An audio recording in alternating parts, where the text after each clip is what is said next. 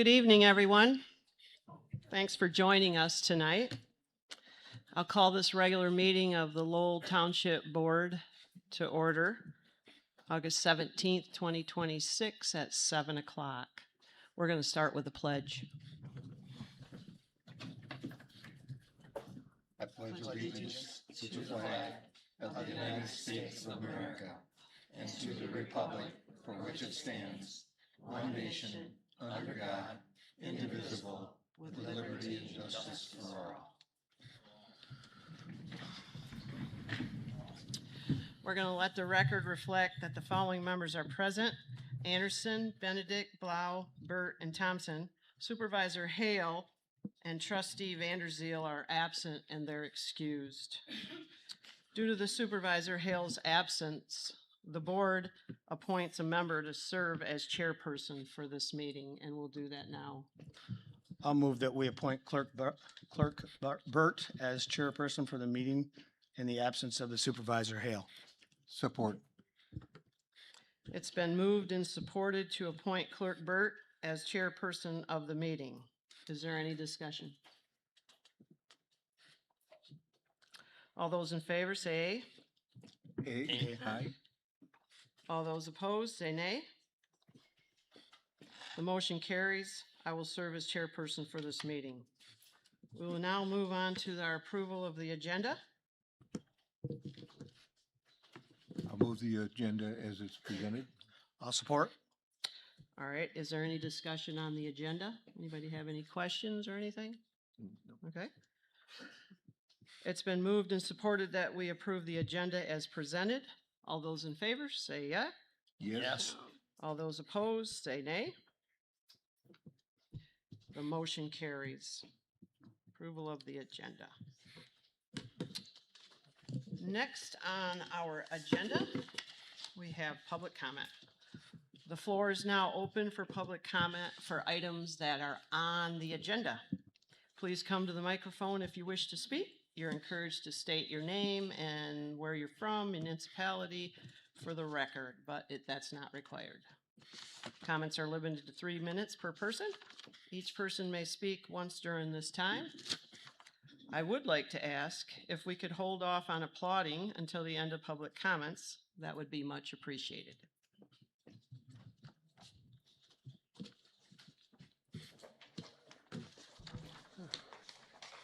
Not to let a good opportunity go unanswered.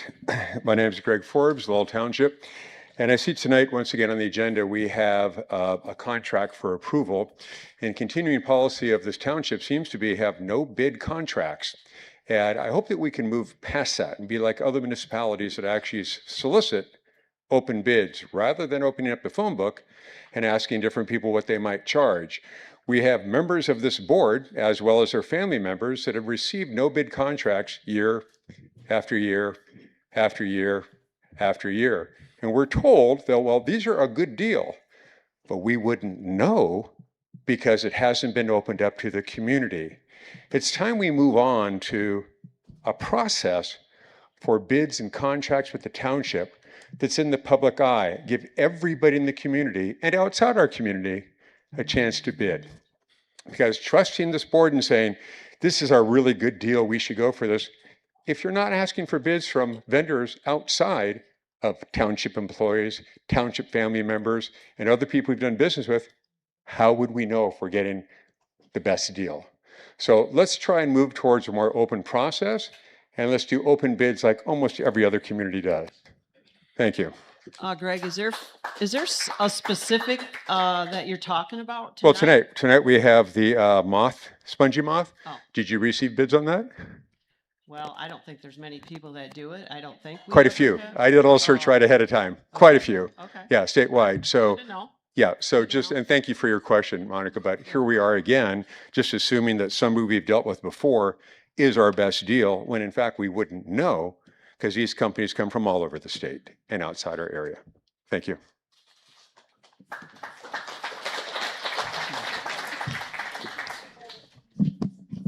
Hi, Nicole Beery, Lowell Township. I'm here to comment on the spongy moths. In 2025, a millage was passed in Lowell Township to pay for spraying of spongy moths for 2025 to 2027. I know this millage has already been passed, but I would like you to reconsider these millages in the future and even using these funds for 2027. To explain why, I'd like us to go back to early summer 2024. If you have any oak trees, you may remember the vast amounts of little caterpillars climbing up every surface. You might even have heard the little invasive species gnawing away at almost every single oak leaf. And then there was the poop. If you had trees over your deck, the caterpillars left a layer of poop that was absolutely disgusting and quite slippery when wet. And if that wasn't enough, when they were gone, your trees were left with barely any canopy. The caterpillars having consumed 80% of the leaves, and that was 2024. But you know what happened? The township sprayed for them in 2025 and 2026. Anyone notice any spongy moss the last 2 years? I didn't either. So you might think, oh wow, spraying is so effective. We should keep doing that. But not so fast. We have a rental property in Hope Township, Berry County, just 45 minutes south of here. We have 2 giant oak trees above our deck. The moths were just like they were here, little caterpillars crawling up every imaginable surface, a layer of poop on our deck and furniture we had to power wash multiple times, and trees that looked like they'd been through a war. That was early summer 2024. But then in 2025 and 2026, there wasn't a single spongy moth to be seen. But Hope Township in Berry County didn't spray for spongy moss. They didn't spend over $300,000 taxpayer dollars, but yet they got the same result. Well, that's strange, and you might wonder, is that true? How is that possible? I think you might be surprised to hear that the Michigan DNR says, remember that spongy moth outbreaks are cyclical and will collapse in 1 to 3 years, even without intervention. But you might say, what about the trees? Michigan State University says severe defoliation does stress the trees, but trees can usually tolerate even complete defoliation for a few years.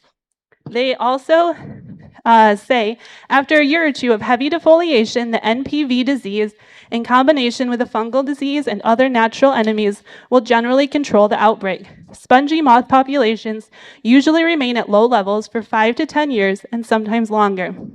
The state of Michigan considers spongy moths to be naturalized and not a priority species to combat using public resources. All that to say, Lowell Township residents are being taxed over $500,000 to pay for something that Hope Township did for free.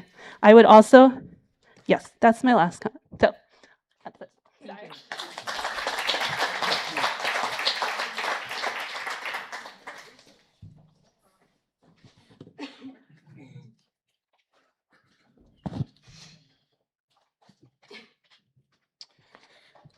In my opinion, regarding agenda number 7, Williams & Works is charging approximately $18,500 to write an unnecessary data center ordinance. This is negligent because Williams & Works is bound to the terms and conditions of the NDA, and Lowell Township already has a data center ordinance in the zoning book. Williams & Works is in part billing Microsoft to rewrite an ordinance and is thereby proactively assisting Microsoft with obtaining a vested interest within the township. I want an explanation as to why Williams & Works is writing an ordinance on Microsoft's behalf, especially when there is no legal reason for this township to be writing any data center ordinance at this time. Regarding agenda item 11C, let's start with Bloom Sluggett, the reason why we're looking for an attorney. The Township Board has misappropriated funds to pay Bloom Sluggett for services rendered under the terms and conditions of Microsoft's NDA for well over 1 year, which has placed Township officials with a known conflict of interest, breach of fiduciary duty, breach of duty of loyalty, breach of duty of care, several violations of the Open Meetings Act, and FOIAs, and the list goes on. Bloom publicly advised Township officials not to speak and attended several meetings without saying one word and only to advise the board to keep your mouths shut. For well over 1 year, Bloom collected unprecedented tax dollars for services rendered while assisting township officials working under the NDA. Under Michigan rules of professional conduct, it is a violation for an attorney to represent a public official who is known to be in breach of fiduciary duty. I give Bloom credit for having the wherewithal to bail out now, knowing they have a conflict of interest in continuing to represent the township. I've handed Monica a FOIA for Bloom's professional liability insurance information.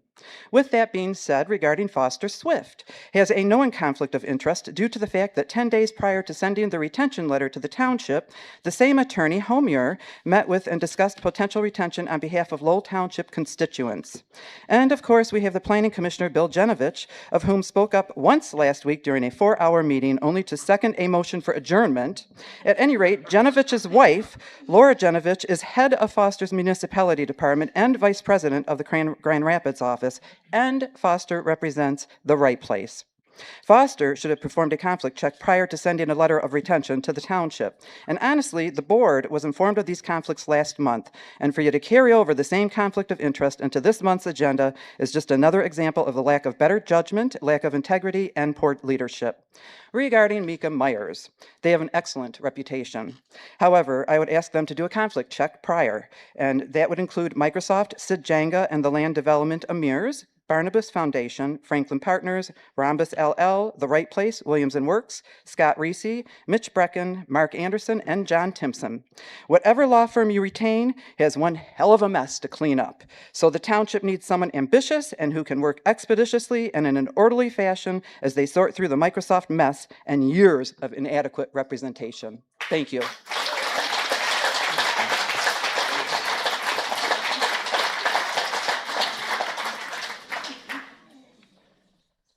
So I'm hoping that Andy and Jerry will watch the video tonight because this is written for part of them. Tonight, this board will again consider new legal representation. I reviewed the agenda packet and attorneys listed with a conflict of interest. Foster Swift is one of them. For the life of me, I just can't understand why it took the community, everybody here, to tell you the conflicts of Foster and Swift and attorney Mike Homer. Last month, he was the only attorney under consideration, despite the fact that it's no secret that Planning Commissioner's member Bill Jefferson's wife is a shareholder in the municipal division. She's also the attorney for Cascade Township, where Scott Reese is a trustee. Shareholder literally share the profits of the firm. By giving them business, you're putting money in Bill Jefferson's pocket. Supervisor Jerry Hale is also a trustee on Bill Jefferson's nonprofit. Any township business should not be again doled out to a buddy of the supervisor. It would be absolutely unethical to award the business to this firm. Micah Myers is also under consideration as they show no conflict. I met Brad Foster Wednesday night at a neighboring township meeting and listened to him speak in guidance and was able to have a dialogue with him in meeting. He was thoughtful, knowledgeable, and approachable. Brad Foster from Micah Myers should be the conflict-free choice for this township. But hopefully you've given him notice of your past actions, Jerry. This includes you being the realtor for the investor on the Aldi property that your appointed planning commission approved. Making a zoning decision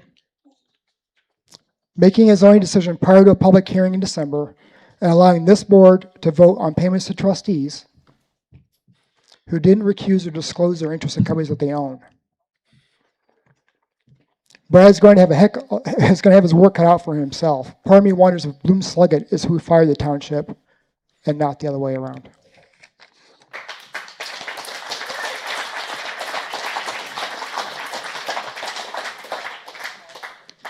On the topic of attorneys, I'd like to speak about Miller Johnson. I believe there's a major conflict of interest there. Why is one of the state's most respected land use attorneys representing our trustees in their recall appeal? And why an attorney who has an established relationship with Franklin Partners is representing our trustees in their recall appeal? Given her top tier rate, I'm just questioning who's paying. That's all.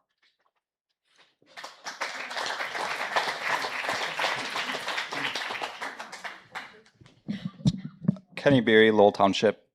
First of all, thank you guys for being here and for your, just your time spent. My comment is about board communications. I feel that this is on the agenda every month and is greatly underutilized. It is currently the only way for us to regularly hear from you, the board. I understand that public comment is our chance to speak and share our thoughts, and you won't typically respond to our questions and comments.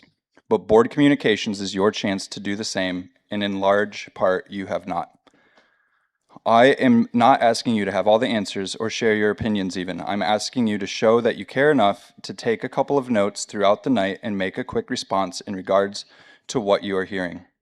Again, there's currently no other way for us, your constituents, and your community to regularly hear from you directly. Board communications is that avenue. Thank you.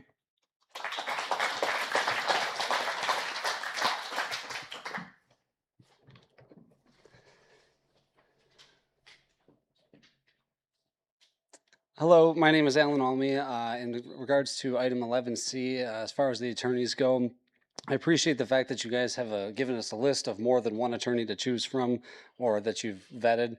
Of the options that were listed, I prefer that we use Bradley Fowler of Mika Myers, as he's the only one that I have found that doesn't have a conflict of interest readily available that I was able to find to represent the township. Thank you.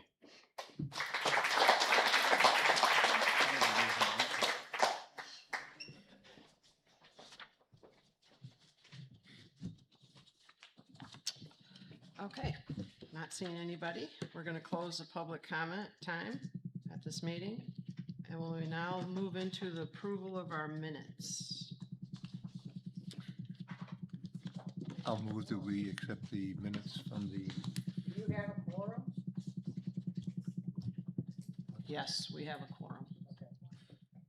There's a 7-member board and there's 5 of us here. From the July 20, 2026 regular board meeting minutes. I'll support. Okay, it's been moved and seconded to approve the minutes of the July 20, 2026 meeting as presented. Is there any discussion on those minutes? No discussion? All those in favor say aye. Aye. All those opposed say nay. The motion carries. Okay, the next thing we have on our agenda is the treasurer's report. And I have something to read. Does anybody have any discussion on the treasurer's report or questions? Okay, Rhonda's having issues with her voice and she's asked me to read her comment. You're okay? Yeah. Tax season is in full swing and operations are running smoothly. However, we have received an increased number of calls from residents stating that they did not receive their tax bill. Tax bills were mailed July 1st. All property owners receive either a white informational bill if their taxes are paid through an escrow or a yellow bill if payment is their responsibility. So if you haven't received a yellow copy, make sure you get a hold of the township. Please note that receiving a bill does not remove any interest or penalty associated with late payment. It is always the property's owner's responsibility to ensure that taxes are paid on time. If you have not received your tax bill, please contact the office and request the copy to be mailed or emailed to you. Summer taxes are always due on September 14th, and winter taxes are always due on February 14th.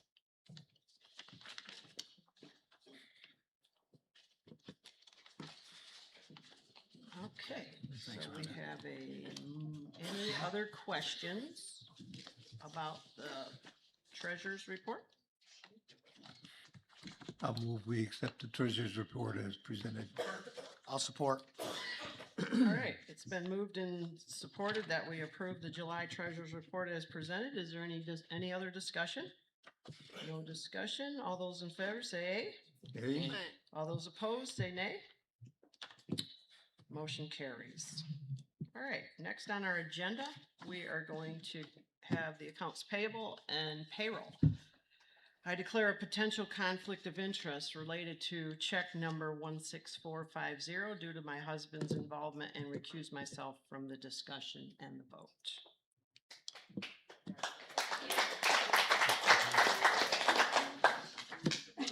I'll move that we authorize payment of the accounts payable check number 16450 to Burt Innovations. I'd also like to say what a wonderful job he's doing. I came back from the airport tonight and you drive by the park and ride and it looks like a park. Her husband does a wonderful job with the parks. If anybody has seen the invoices that he sends to us monthly, he spends an awful lot of time and does a really nice job. I just want to thank him. I'll support. Okay, so it's been moved and seconded that we approve the accounts payable check number 16450 as presented. Any discussion on Well, that? I'm gonna make a comment too, that, before we got somebody started to work on the park and ride out there, it was a disaster area. Yeah. So we appreciate, them doing a good job. Okay, so we have a motion. Any other discussion? All right, all those in favor say aye. Aye. All those opposed say nay. All right, that motion carries. All right, now we have regular checks for accounts payable and payroll.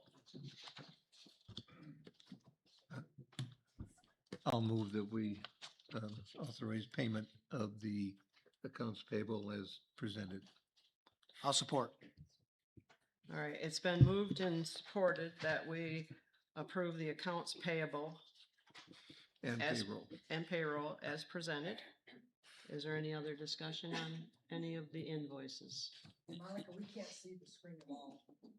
The wording is over what you're showing to the right-hand side. What can't you see? Centered. Yeah, like the treasurer's report, the AP log. I think you're trying to show it on the right, but it's locked by the transfer. No, I don't think so. Is it underneath there, Hannah? No, because it says comments are limited to 3 minutes. If you wanted to scroll up, then you can see like the Oh, number Yeah. 11. Yeah. Is what I think. No, usually you show like the different checks and a sample of the invoice.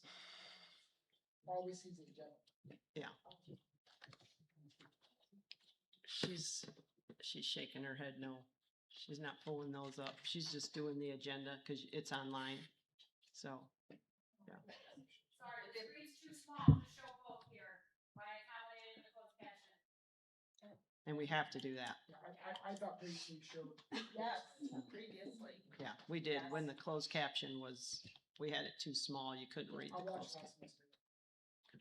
So for the city meetings, they also have closed caption and we can see the agenda just fine. Well, we might work on that then. We'll see what we can't do. The screen doesn't accommodate to have both, and you're able to see from that here. But the city meetings are now here. You might have a smaller font.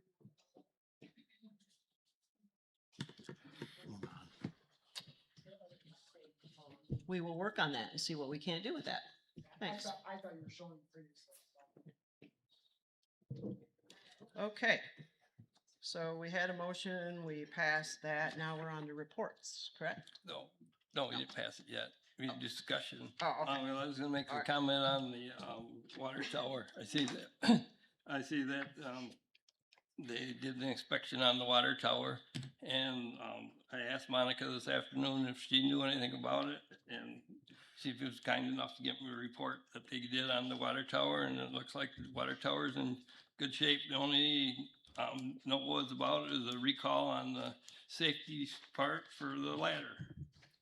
So, otherwise the report was good as far as I could see. But thanks, Monica. Great.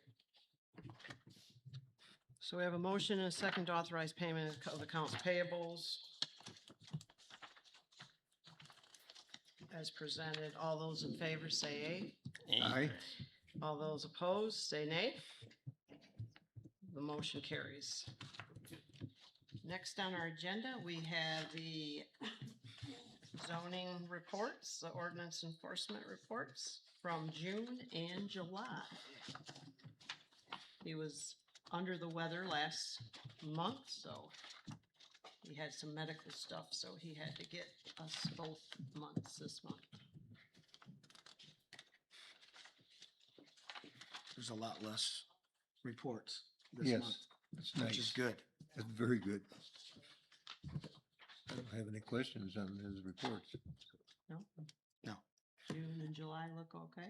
No? They look fine. All right. Well, we don't need a motion on that. That's just for the report. There's no correspondences. We don't have no unfinished business. So next we have the spongy moth population survey for aerial spray. So I had our arborist that works in our parks and for the township, had him do a report. And I don't know where Nicole's sitting, but I'll email it to you. That his opinion is that we're better off to have them do the study and to have a solid plan rather than to react to a potential issue next spring. I think that's what, Yeah, well, the other comment is, because we had the election, the citizens of this township wanted us to take care of the spongy moth, so, that's what we're doing. I mean, that's why we put it out for a vote, so to see what the citizens wanted it taken care of or not. yeah. I do like what was said about checking for to make sure that we have enough of the eggs, because I think that's what they do. This survey is going to see how many eggs are on the back side of leaves, is my understanding. And that way, when we do get this survey and they see that there's not enough to do, maybe we won't spray. That would be wonderful. And you know, so I love the information that was given tonight for the spongy moss. So thank you very much for that. That made me think maybe if we don't have to spray, that would be great. Well, 'Cause we're I only want my bees. spraying parts of the township that have the spongy moth. Yes, eggs. And that and I do know that last year when we sprayed, we did not spray as many spots because they did the survey and it showed that we didn't have to spray as many. So that's a good thing. I move that we authorize the township supervisor to sign an agreement with Aquatic Consulting Services for 2027 spongy moth population survey for a total of 85, or is it 85 or 8,600? 86. 8,600. 86. I'll support. All right, it's moved and supported that we authorize the township supervisor to sign the agreement with Aquatic Consulting Services for 2027 spongy moth population survey at the total cost of 8,600. Is there any other discussion on that motion? Okay. All those in favor say aye. Aye. All opposed say nay. All right, that motion carries. Next, we have the Kilgus Drain Assessment.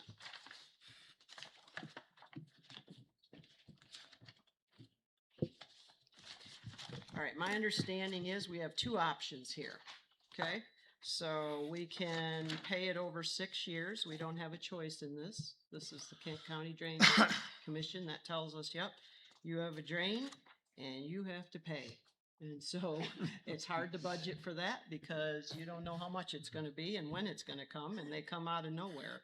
And so there's a problem with this drain. And so they have said to Lowell Township that you are going to pay $70,501.74 over a 6-year period. Now, we can save some money by paying it off. A payoff, a prepayment would be $58,383.94. That would save us $12,117.80. What are we thinking on that? I think it's a good idea. So I'd make a motion. I'd move to approve the payoff payment of the Kilgus Drain Assessment to Kent County in the amount of $58,383.94 before the August 27th, 2026 deadline to avoid incurring the interest charges. I'll support that. Okay, so it's been moved and supported, but I think we need to, I talked to the auditor today, and we do have to do a budget amendment because this money will be coming from our fund balance, okay? So with this motion, It will affect our fiscal year 2026-27 budget by making a budget amendment to both revenue and expenditures with having money come from fund balance. So that's kind of gonna be, the other half of the motion, okay? It's like a budget amendment. We won't have to do a budget amendment. I asked him when was the best time to do the budget amendment if we're taking money from the fund balance. And he said, when you're approving the expenditures, you should take that also out. So that's what we're doing. So you need to add to it right now, or do you? That's just gonna be, that'll be below it. It won't be kind of, he said we didn't have to include it in the motion, but it'll be stated on the minutes that that is, Approve it. that's like the budget This one and amendment. then approve the second one. That's fine. Okay? Mhm. All right, It's the right thing. all right. Any other discussion on that? So we're gonna approve the one first and then we'll approve the second, the budget amendment. Well, we don't have to really approve the budget amendment. He just said it could be just Okay. a statement, but if we want to make a motion, I'm good with that We too. have to agree with it, but Right. yeah, Yeah. so it's okay. So, if everybody's in agreement, any other comments? Well, No? yeah, I would say, this is a $500,000 project. And, the reason why, there's interest on it, normally they only charge for 2 years, to get the money back, but since it's such a huge project, it's 6 years, and then they gotta charge interest, so they give you the option to pay off early or, have to pay with interest. And, there's a lot of the landowners are having pretty big bills for this project because it is such a costly. So why is this one so expensive? Why is it $500,000? What do? They dig it out or what do they do?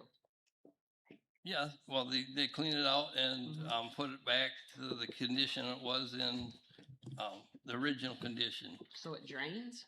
Is it like, so? Yeah, it drains a lot faster, a lot better, lot better flow. Because, well, for right now, basically, half of it is full of weeds. The water don't flow. Okay. So, Do you think, Carlton, do you think that it would be better that we stay in more communication with the county commission as far as more routine maintenance so that it's not so expensive? Because I've been on the board for a long time and I've only seen this one or two other times. And I see the ones that they're working on and you're right, they're terrible. But like our trails or like our parks, if we stay on top of them, they're not as costly.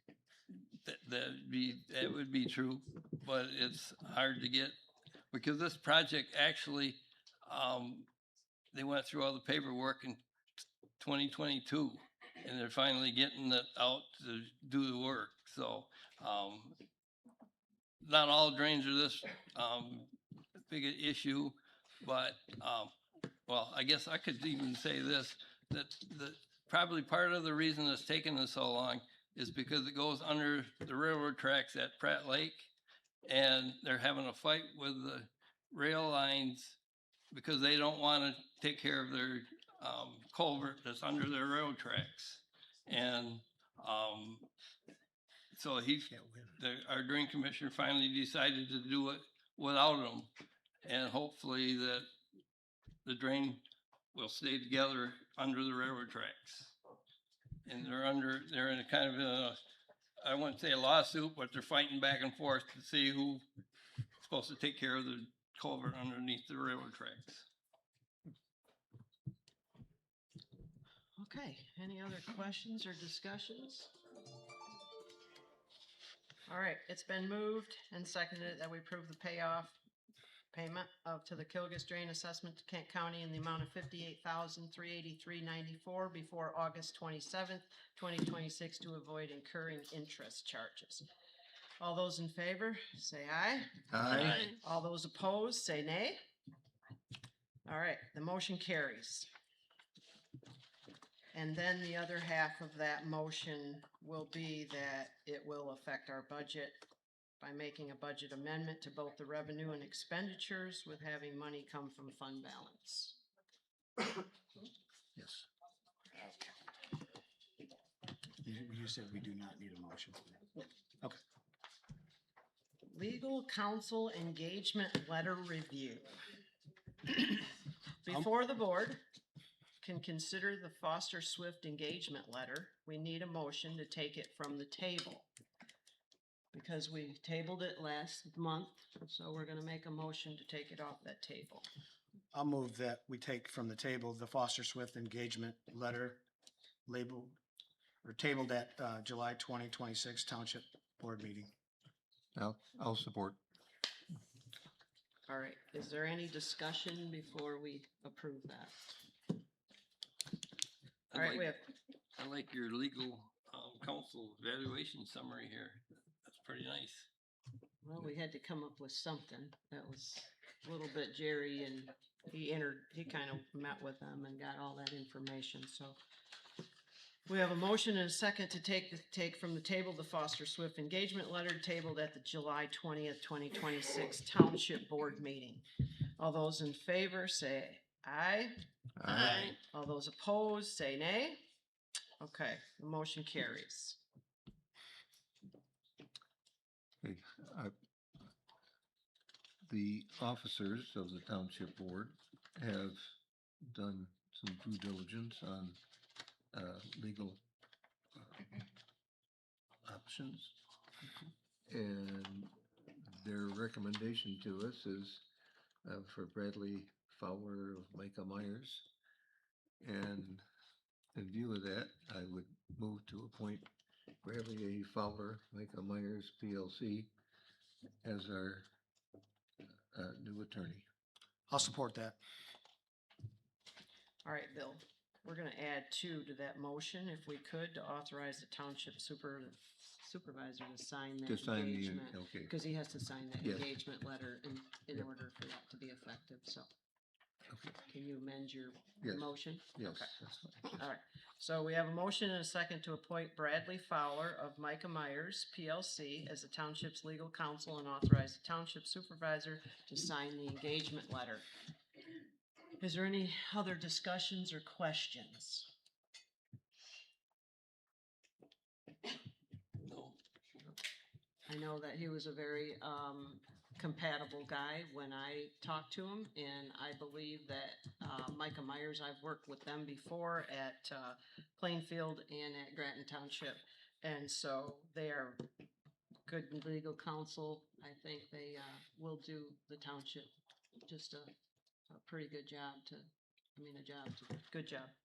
So I think they'll be able to give us what we need, mostly with because I do know that with what Lowell Township has going on, I'm not sure many attorneys would want to come on board right now. So to be honest with you, I asked him, well, one of the questions I asked him is, are you afraid to come on board at Lowell Township? And he looked at me and he said, well, to be honest with you, yeah, kind of. So he was honest. I thought, well, you're a straight shooter, so I think you're going to do us good. Yeah. So, all right. Okay. It's been moved and supported. All that, and then is there any other discussion? All those in favor, say Aye. All those opposed, say nay. All right, the motion carries.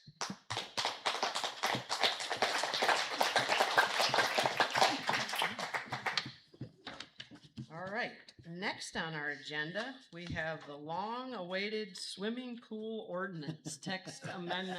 Woo! We got Dave Simmons' come on down. Come on down. Come on down, Dave. All right. Yes, I am here this evening to report on the swimming pool, and actually now it is swimming pool, hot tub, and spa ordinance. We've expanded our scope. To be considered for this this ordinance, the pool or the device, the unit, must be capable of containing more than 24 inches of water, 2 feet of water. Anything above the 24 inches is going to be considered a pool. Anything below that is not considered a pool, therefore it doesn't apply to the ordinance, or the ordinance doesn't apply to it. So we have a new definition. The new definition is an enclosure that contains water and anything such as decks, walkways, anything intended for access to the pool. In other words, if you have an in-ground pool, okay, you've got a containment area. But if you have a cement area around it, or if you have decks or anything of that nature attached to that pool or next to that pool that allows access to the pool, that is considered a pool for this ordinance. Any above ground or in ground or above ground pools or hot tubs or spas must be at least 10 feet from any side or rear lot line. In other words, what we're trying to do is two things. Number one, make sure that the pool doesn't get too close to the neighbor's property, either on the side yards or the rear yards. And also we're attempting to make sure that these pools are safe, and I'll get into that in just a minute. But right now, the new ordinance says whatever this pool is defined as, it's got to be 10 feet from the side yard setback, or from the side yards lot lines, or the rear yard lot lines. Under some certain conditions, there may be a need for the swimming pool to be in the front yard. If the physical layout of the land is such that they can't fit a pool in the backyard or a side yard or something of that nature, they can appeal to the zoning administrator, and if the zoning administrator feels that it deems it's agreeable, then they would be allowed to install a pool in the front yard. All swimming pools and hot tubs and spas must meet the barrier requirements. Barrier, think fence or covering of the pool or of the hot tub. The requirements of the Michigan Residential Building Code or the International Swimming Pool and Spa Code. In other words, a barrier is 4 foot tall if it's going to be a fence. So anything, if it requires a barrier, it has to be at least 4 feet tall. If it's like a hot tub, a lot of those have a cover that would cover over the open area or the water. Basically, pools are an attractive nuisance, especially for young children. You all have seen the news articles where somehow a youngster gets out of the view of their parents. They come to a pool. They think it looks interesting. They fall in. They drown. That's what this is attempting to prevent by having barriers or covers and that type of thing. So that's part of the ordinance. If someone wants to have a swimming pool, they should approach the township. Excuse me. And all swimming pools, hot tubs, and spas must receive a zoning compliance report from the township before receiving a building permit from the building inspector. The building inspector, we hire Cascades building inspector to do the actual inspection and cover all of these other rules and regulations and that type of thing. So that's basically it. We've worked on this, we've streamlined it, we've modified it, we've brought it down to just the things that the township has some control over. Everything else after that is controlled by the building inspector, and they covered the electricity and the plumbing and the structure, et cetera, things of that nature. Do you have any questions? Oh, I just want to say thanks, David. You and the commission have done a good job. I've read it through it. I think it's a good ordinance. Good, thank you. Yeah. With that in mind, the Lowell Township Planning Commission recommends that the Lowell Township Board approve ordinance 02-2026Z. Thank you. I move that we adopt ordinance number 02-2026Z as presented. I'll support. All right, is there any other discussions or comments? Well, I'd like to make a comment on their memorandum here. We got a date here that's into the future. It says October 13th, 2026. That's when we have the public hearing on the Yeah. swimming pool. It was, So, I've got that circled. yeah, so I just, our memorandum here that we got. On Brad's, yeah. It says that, This right here. so, Okay. not that it makes a big difference, Just a, but it's it's, just a typo. yeah. Okay. I hate typos. All right, it's been moved and seconded. We adopt ordinance number 01-2026Z, the swimming pool ordinance text amendment.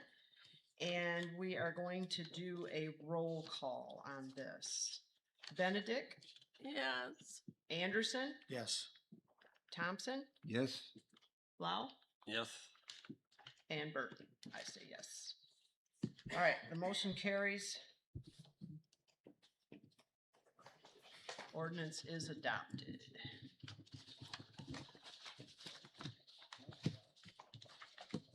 Okay, that was the last item on our agenda. So we're into public comment again for items that are not on the agenda.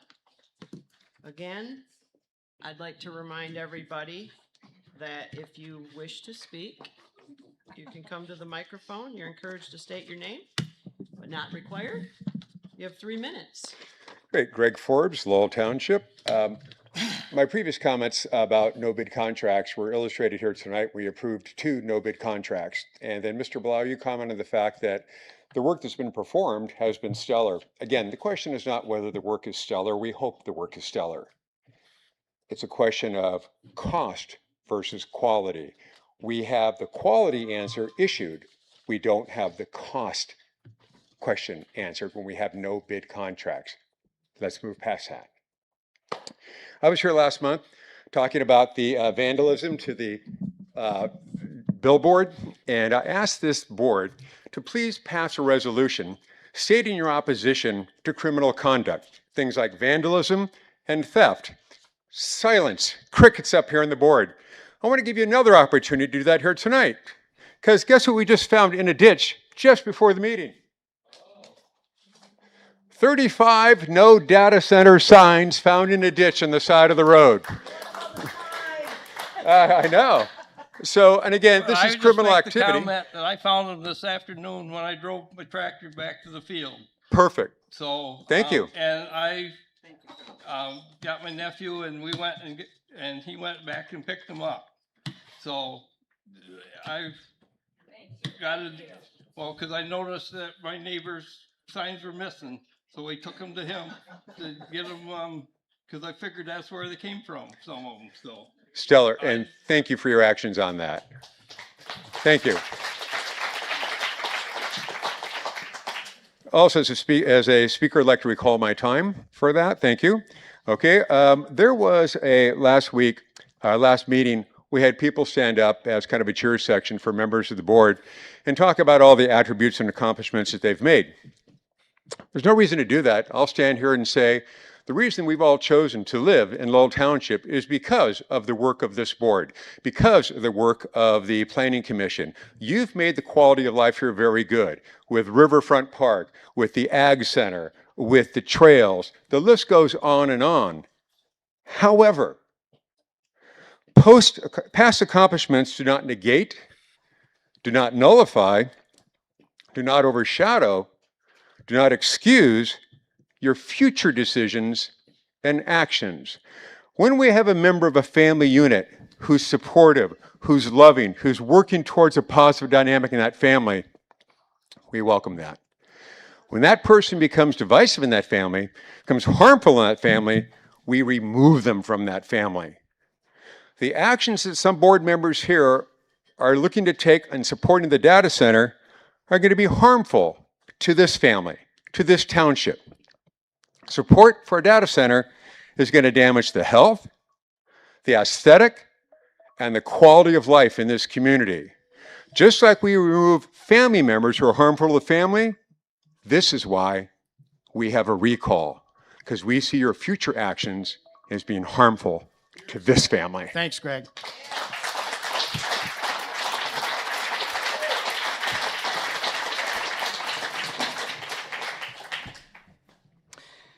my opinion, Jerry Hale signed Microsoft's NDA on 1/8/25.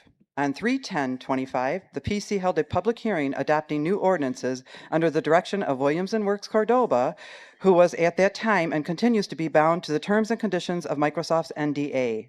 On 3/17/25, a notice of adoption of ordinances was posted in the Lowell Ledger after the board unanimously approved a definition for data centers and added data centers as a permitted use in the IPUD district, where they remain under the current zoning ordinances today.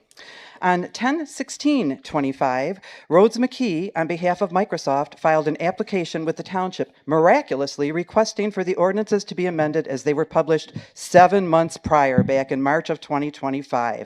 And in that same letter, Microsoft repeated a memo written by Williams & Works Cordoba stating, and I quote, "This IPUD is outdated and expired, as all development under the IPUD must be completed by 11/2/2006.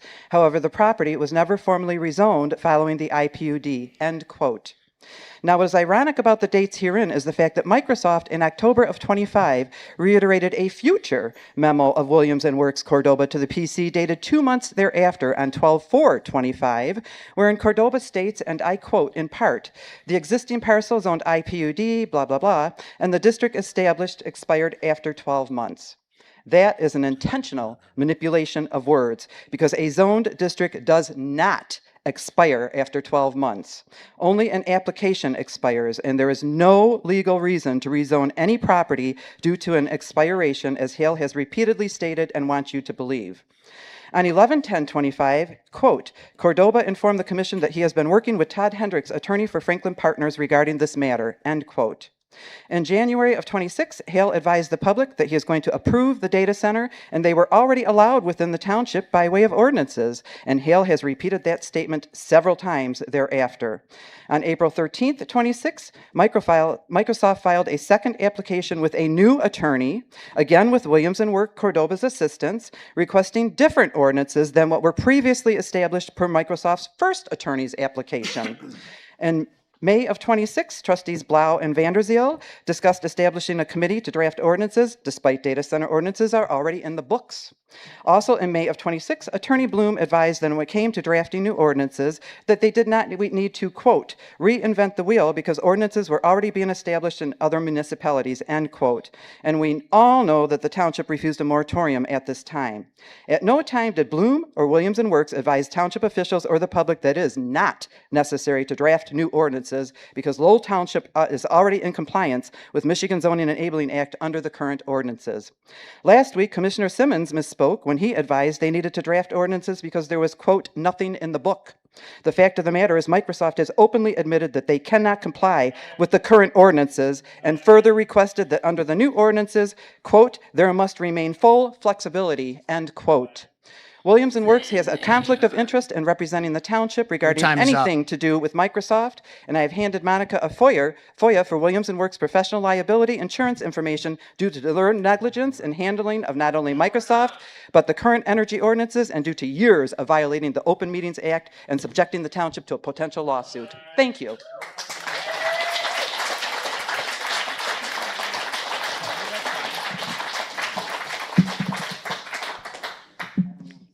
Can you? Hello? Okay. Hi, I'm Melissa Tischler, Lowell Township. Mark Anderson has said that his reasons for being a trustee on the Lowell Township Board is being a public servant and providing leadership to the community. However, when it was the moment to stand up and support what the majority of constituents wanted, a moratorium that would have allowed a 6-month pause on. Can I recoup some time? Support a majority of his constituents wanted a moratorium that would have allowed a 6-month pause on data centers. He happily voted no. Many residents over the past several months have brought up questions about Anderson's conflicts of interest, and maybe they have reason to do so. 7/15/2025, check number 15931, $10,165. 8/12/2025, check number 15971, $1,149. 10/1/2025, check number 16012, $3,413.16. 12/1/2025, check number 16118, $910. 12/10/2025, check number 15931, 1379, $1,379.02. 12/11/2025, check number 16138, $4,320. 2/12/2026, check number 16218, $1,200. Total, $22,536.18. This is just a small snapshot of payments by Lowell Township to Terra Verde Landscaping, LLC, owned by Mark Anderson. These payments to Mr. Anderson's business took place without him recusing himself, without disclosing for the record that he owned the business. Income he voted to give himself and at times seconded the motion to pay himself. All went on as business as usual. As I researched some of these payments, I found a special meeting from June 2020 where Mr. Thompson made a motion to accept the bid of Terra Verde Landscaping LLC, Timpson Transport, and Volleyball USA. Mr. Anderson seconded the motion and voted with the board to pass the motion. There were no bids attached to the meeting minutes.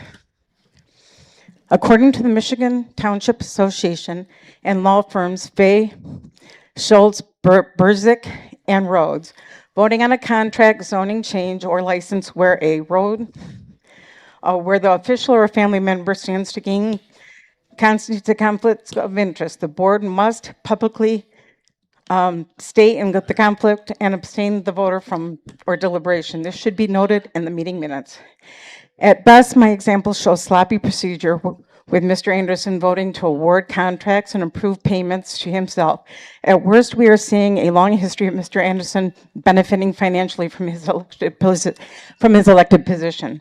The community deserves transparency, due diligence, and a level of trust. Yeah, I'm one sentence.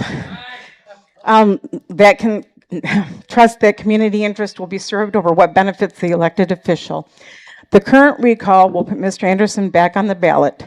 I believe that it is time for Lowell Township voters to decide if they want these sloppy practices to continue. I believe that it's time for Lowell Township voters to decide if they have confidence in Mr. Anderson.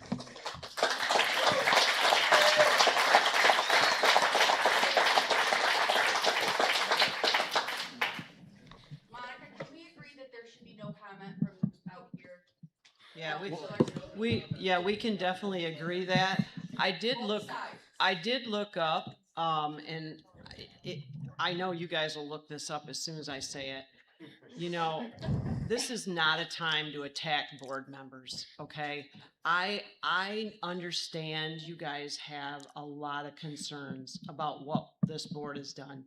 We are trying to look at those concerns you have and correct them as much as we can. We really are. I appreciate Greg Forbes bringing up bids. I know that has been a goal of mine to get to processes and get to policies. Okay, it's not going to change overnight, but moving forward, I want to let you know that I think under the Opens Meeting Act, and of course, we're going to have a new lawyer, so I'm going to be asking him this tomorrow morning.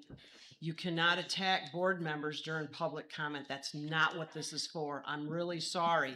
Now, I understand, but I'm just saying, if somebody wants to look that up, I would like to hear what is said in the Open Meetings Act about attacking this board member or any board member. I have looked it up. Okay. At the advice of legal counsel, and it's public record and free speech. Okay. Especially when the actions have been reflected in township records, and when board members are rallying the crowd to come to these meetings to speak in favor of the board, we have the right to speak about facts and what took place, and we're going to do that. That's fine. I'm not sure. Quiet in the audience every time we come, so that should pertain to Mark's friends and family as well as the people that are also here. So Now it's different when it's somebody else and not your mouth. All right. So we've all been quiet. You know how respectful she's been while you're just. All right, listen, this is not gonna get into no arguing. We're not gonna, let's be grown-ups here. Let's get through public comment and then we can move on. If you wanna have those comments outside, feel free to do it, They okay? actually did at the end of last meeting. Monica, this individual continues to talk to women here. I get it. I just asked you to be quiet. And so we're all gonna be respectful here, okay? All right. Good. All right. Yep. So before I start, I'm requesting to speak in the extended comment period per board policy. Okay.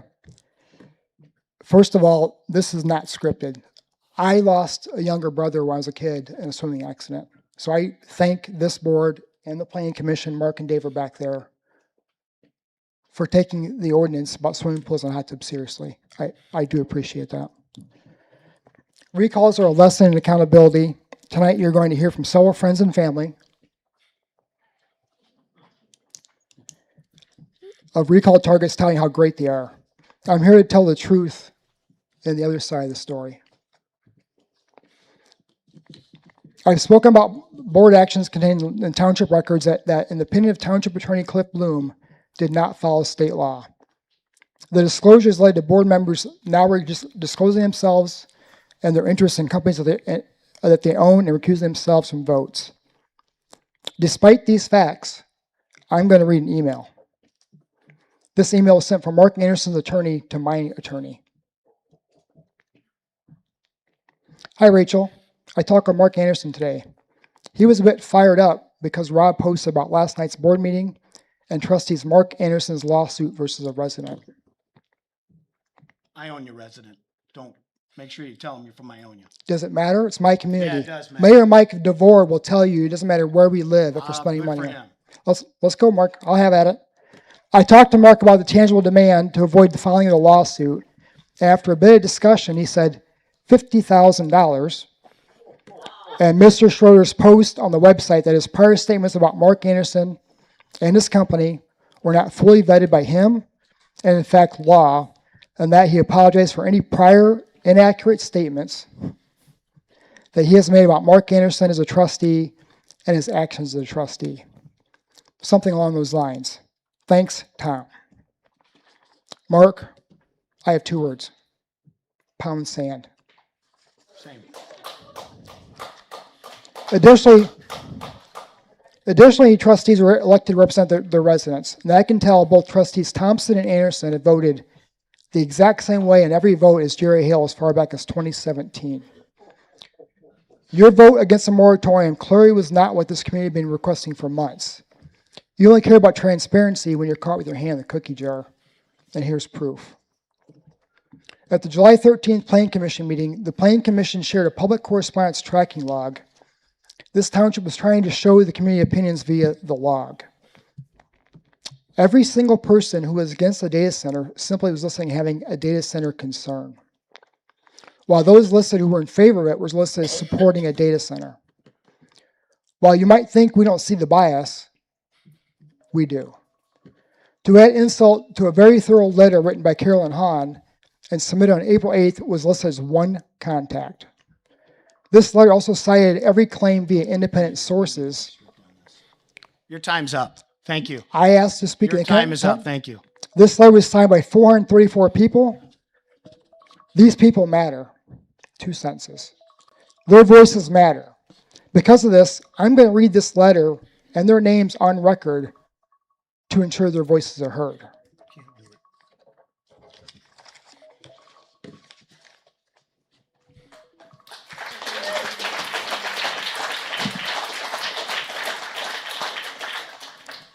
To the esteemed members of the Lowell Township Board, it is with the greatest urgency and the utmost concern that I reach out to you today. The data center to be built on the Covenant Business Park is an untenable proposal, not just for the residents of our Lowell Township and the city of Lowell, but for the residents of West Michigan as a whole. This is something I know to be true after having read the contents of the Lowell Township Board's FAQ section pertaining to the data center and its needs. These claims are demonstrably inconsistent with the established body of university and expert-backed research cited in this letter.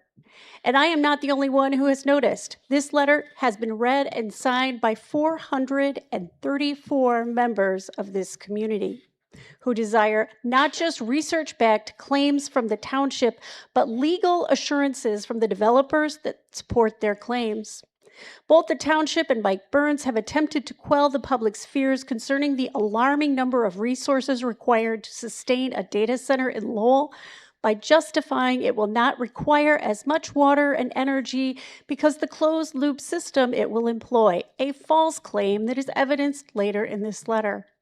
For the people of Lowell and Lowell Township, the fact remains that these assurances and claims are grossly inconsistent when compared to thousands of stories shared by fellow Michiganders, including Saline and Caledonia, who have experienced the development of data centers in their own communities, demonstrating that the purported short-term goals fail to offset the substantial, true, long-term consequences.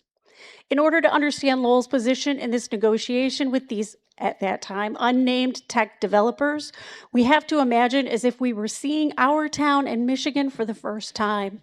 According to the EPA, the water in the Great Lakes accounts for 21% of the world's fresh water. It's an abstract number, hard to wrap one's mind around, but that same number represents 90% of the United States' total fresh water supply, and 84% of all fresh water found in North America. In fact, the Great Lakes are the largest group of freshwater lakes on Earth. I would not be remiss in stating that we live in the most human, accessible, water-rich region on the planet, with our very own Grand River boasting a flow of 3.8 billion gallons of water a day. As Michiganders, this abundance of water is a fact of life. In our minds, it's always been there, and it always will be. This is it. Thank you. This is a continuation of Carol and Han's letter. Many external developers have set their sights on this abundance of water, and it is up to us to not take our resources for granted. According to the 2024 United States Data Center Energy Usage Report, U.S. data centers directly consumed about 17.4 billion gallons of water in 2023, and the authors of the report expect that figure to double by 2028. NPR reports that the average data center uses 300,000 gallons of water a day, roughly equivalent to water use in 100,000 homes. This is an alarming figure, as the combined population of Lowell City and Lowell Township, according to the 2023 census, is 10,432 individuals, or 4,255 households. It is rumored that the proposed data center will use an innovative, closed-loop cooling system, boasting a reduction of water usage from 50% to 70%. Still, there's a catch. It is important to note that the term closed-loop system is something of a misnomer. There are, in fact, two cooling systems in a closed-loop system. The key component of the closed-loop system is the second loop, the heat exchanger loop, which is an open system responsible for these data centers consuming 60% of the water they withdraw. Supposing that the proposed data center is average, using 300,000 gallons of water a day, even with a closed-loop system reducing water usage at the highest rate of 70%, which would be a best-case scenario, the amount of water it consumes will still be 90,000 gallons of water a day, which is the equivalent of 30,000 households. I would like to point out that this is still a shocking 7 times the number of Lowell and Lowell Township residents. This usage would be detrimental to people like myself and my family who rely on well water that taps the Lowell watershed. In a worst-case scenario, if we cannot tap a viable well, our property value and the property value of the affected areas will significantly decrease. And this is also a continuation. This insufficient improvement comes at an additional steep cost, an energy usage that is even greater than what is already required to sustain a data center. The closed loop system makes a data centers more energy intensive, straining electrical infrastructure, and raising electrical costs. Christopher Tuzzi, a technology analyst at Data Center Knowledge, even states that closed-loop cooling is not the best choice for a data center. Operators seeking to optimize energy efficiency, and the amount of energy these data centers need is only going to compound. According to S&P Global, data centers required 22% more grid power by the end of 2025 than they did 1 year earlier, and that they will need nearly 3 times as much in 2030. Specific numbers, unfortunately, are hard to pinpoint, and this is no mistake. Companies and legislators withhold this information about specific electricity and water use of data centers, preventing consumers from realizing that the increased utility costs are associated with the arrival of energy-intensive facilities. In this way, corporations and policymakers can avoid public scrutiny. Even as these facilities strain local resources, without clear disclosures, residents remain unaware of how much water is diverted for cooling systems or how much electricity is consumed. External pressures to harness the incredible resource of our fresh water have only been increasing year by year. However, this is time. It's not just Nestle hoping to bottle and sell what belongs to the people of the Great Lakes region.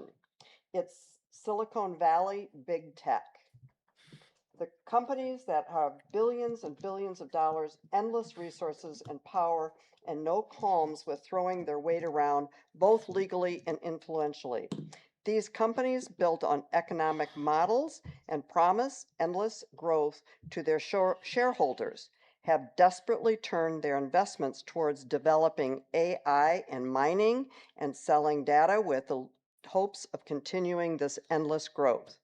According to the Harvard Business School Review, companies that are developing generative AI don't have business models that are proven to be profitable, yet they are receiving trillions of dollars in funding regardless.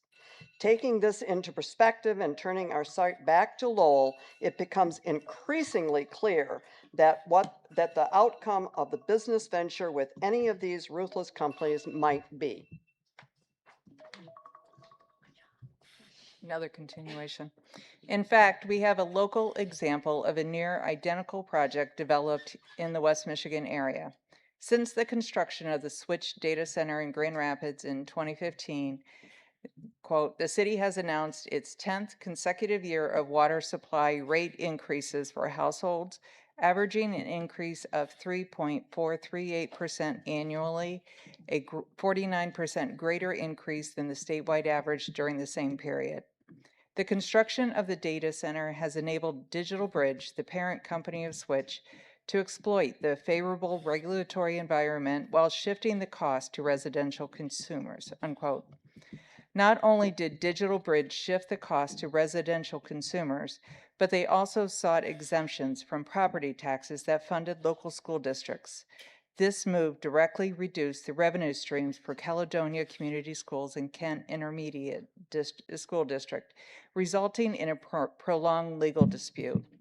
To quote directly from the findings of the School of Science, Technology, and Public Policy at the University of Michigan, in Michigan, tax breaks for data centers exempt them from paying personal property taxes, including on machinery and computers, some of the most valuable assets in their operations.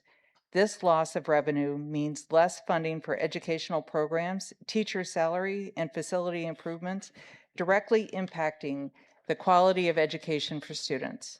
These tax incentives have shifted the financial burden onto residents and other businesses who must make up for the lost revenue through higher taxes and reduced public services.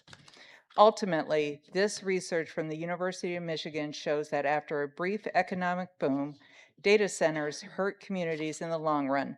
Here are their key findings. increased utility rates. Data centers increase local electric utility rates by driving up overall energy demand, which can strain grid capacity and force utilities to invest in costly infrastructure upgrades. These costs are passed on to the residents through higher rates. Data centers have also secured long-term power agreements, which reduce the available supply and push prices up for other consumers. Higher resource consumption. A single data center can consume up to 2 megawatt hours of power, equivalent to the power used by 2,000 homes, and millions of gallons of water annually for cooling, straining local resources and infrastructure. Ineffective tax incentives.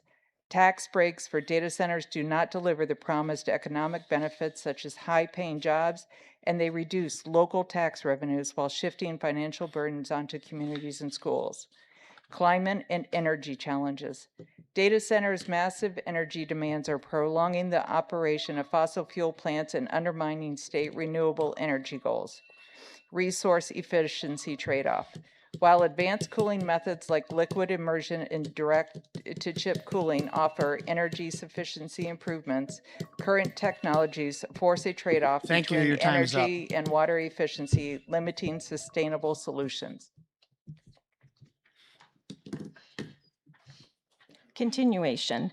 I understand and am sympathetic to the fact that the Lowell Township Board is entertaining this proposal with the hopes that it will help out our community. A project like this not only solves the problem of Covenant Park having been for sale for the past 30 years, but it also allows the infrastructure improvements needed to develop that land while also increasing the city of Lowell's taxable value.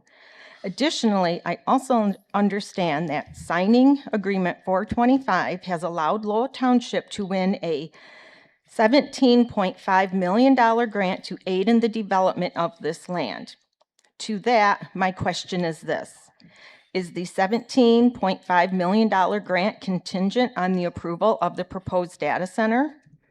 Now that the township has secured grant money, what sustainable development projects could be considered projects that would directly benefit township and city residents' lives and culture, while risking our water, cost of living, or values for a brief economic boom? In addition to the township's support of the project, Mike Burns has made it clear in an interview with WZZM 13 that he's trying to help Lowell by entertaining such a venture. I understand there's concerns, and we're going to try and address those concerns, but cities either grow or die. Areas either grow or die. Do we want to be in an area that continues to prosper, or do we want to die? And that's a real important question as we move forward, in my opinion. I don't doubt Mr. Burns' dedication, but I do understand his and the township's judgment. My family and I used to live in Grand Rapids, but we found the haven we were searching for in Lowell. When we moved here 3 years ago, it was the perfect place to raise our young daughters and plenty of space and a great school district. We were charmed by Lowell's beauty, the bridge where the rivers meet, the showboat, seeing children of all ages navigate down the rocks of the southern side of the dam to go fishing after school, not to mention natural beauty of such a collaborator as to inspire the next Henry David Thoreau. Lowell truly felt like it was a town straight out of a book, and it still does 3 years later. I don't believe Mr. Burns nor the collective stakeholders in this proposal see the value of Lowell for what it really is, a place of increasing rarity. A place like this cannot die as long as there are loyal citizens to protect it. A place like this cannot die as the world speeds up and develops, as the ways of the past are forgotten, as the sky becomes increasingly brighter and the stars and the moon dimmer, as our water becomes increasingly rarer, our summers hotter, and food harder to grow, will Lowell continue to be a place of refuge, drawing others like myself into this community? Or will we allow it to become like the rest of the world? We will stand by as big tech companies throw money at us, promising us short-term economic gain as they mock us and take our most priceless resource. Mr. Burns' concern is that if this Are you land just isn't about done? developed and laid with infrastructure, Lowell will die. Yet the irony is that the data center could be the very catalyst that destroys our town. This is another continuation of the letter. Members of the Lowell Township Board, as primary interest holders in this matter, the people of Lowell and the Lowell Township deserve transparency concerning this proposal in all areas and at every stage of its development, including any and all direct and indirect costs to its residents. We are specifically concerned about the non-disclosure agreements that have been signed by Mike Burns, members of the council, the board, and any other individuals representing the people of Lowell who are involved with this project. We are also deeply concerned about the assurances provided by all companies involved, but specifically Consumers Energy's concerning prices increasing to ratepayers, and the rumors that the signed agreement 425 will place the cost of water expansion squarely on the back of its ratepayers. To this end, we demand legal assurances from the developers that support their claims. Members of our esteemed Lowell Township Board, I implore you, do not let this land develop in the name of unchecked progress. Do not sacrifice our future for the sake of short-term economic gain. You are the voice of our town and our first line of defense. Hold fast with us against the interests of big tech and protect Lowell from being bought and sold to the highest bidder. With trust and respect, Carolyn Hahn. Included below are the signatures of 434 concerned citizens who have read and support the content of this open letter from cities and townships across West Michigan, including the City of Lowell, Lowell Township, Virgins Township, Bound Township, Keene Township, Ada Township, Cascade Township, Rockford Township, Grattan Township, Plainfield Township, the City of Grand Rapids, Boston Township, Campbell Township, and Eaton Township.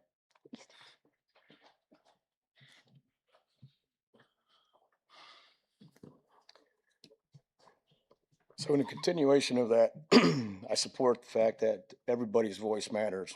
Those voices include those that signed this open letter. Richmond Hahn, Jamie Thompson, Arb Tyndall, Brandon Beamers, Jessica Plummer, Michael Vallett, Jolene Miller, Anna Stewart, Jake Woolfield, Jason Morgan, Betsy Lopez Wagner, where is she? Rich Tyndall, Rodney Carter, Emily Tolles, Karen Mollett, Adam Peach, Jennifer Blake Sharon, Patricia Mull, Will Lopez Wagner, Nicole Dove, Shannon Goodwin, Dan Patry, Liz Sparks, Brittany Sagman, Blair Woolfield, Corinne Sharon, Olivia Peach, Jody Beamers, Nathaniel Wagmaker, Stephanie Wagmaker, or Witchmaker, Trevor Gregory, Leonard Mole, Tim Server, Sandy Server, and Barbara Mulchula. Thank you. I'm going to continue the list of 434 people.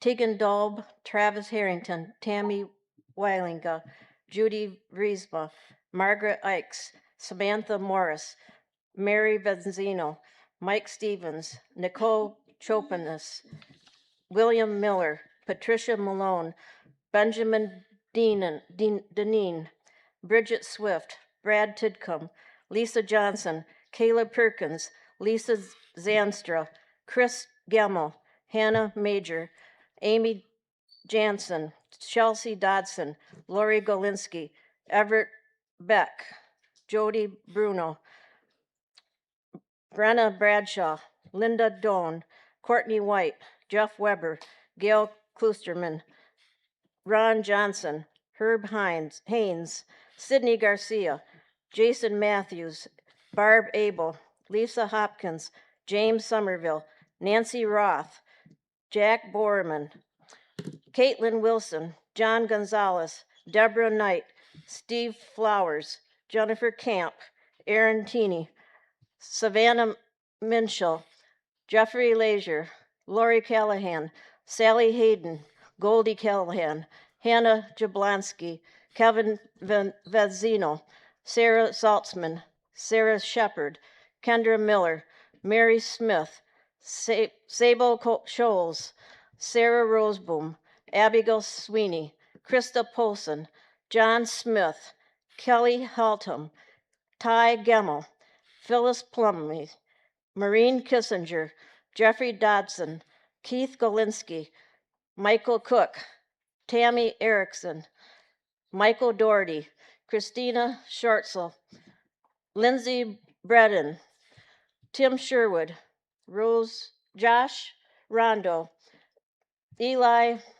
Newell, Cheryl Haynes, Jessica Torpy, Dennis Robleski, Jessica Marks, Elvia Hopkins, AJ Almy, Rena Placar, Shannon Borman, Kaylee Warren, Liz Gonzalez, Jason Knight, Kara Flowers, Catherine Ford, Nicole Everett, Brittany Robram, Pam Krisick, Carol Burnham, Debbie Stauchensteig, Marcy Hewitt, Marina Pekka Homova, Tracy Johnson, Tom Berge, Aaron Silva, Tammy Erickson, Stephanie Westbrook, Susan Snell, Jordan Roseboom, Nathaniel Johnson, Betsy Vanderlaan, Tammy Berge, Nicole Beatty, Lee Teagan, Nicole Braden, Kyle Boston, Sally Byer, Meg Weber, Mary Cook, Rena Placker, Brooke Buffet, Kim Lum, Thank you. Your Eric time is up. Bredden, Kaylee Sherwood, Kelsey Rondo, Jerry Harrison, Jackie Towsley. Did those people show up here?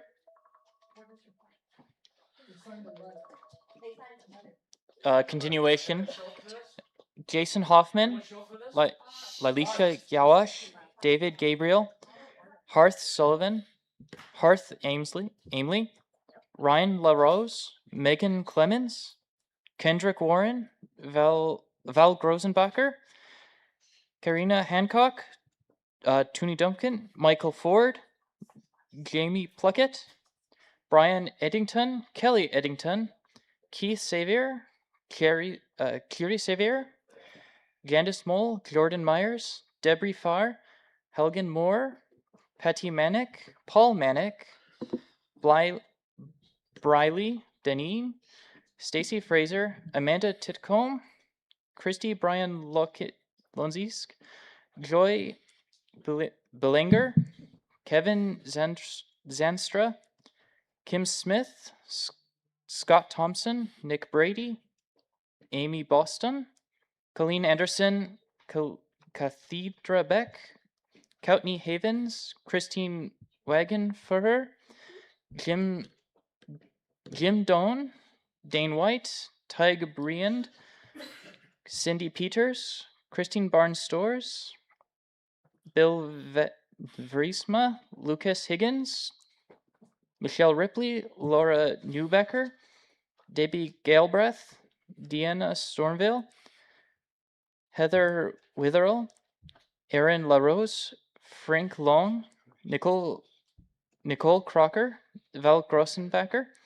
Tom Hancock, Dial Comp, Kizil Gannon, Wendy Tenia, Hannah Schmid, Jeffrey Miles, Rochelle Dijkstra, Carl Hansen, Matt Omsmolsky, Amber Polima, Nethel Merlehead, Sarah Farr, Amy Sprague, Ella Limbers, Messia Walker, Michelle Scheider, William Donay, Denise Anderson, Sarah Reinhardt, Kim Beaumont, Ellen Buhner, Greg Stevens, Lindsay Kirk, Lise van Reisenberg,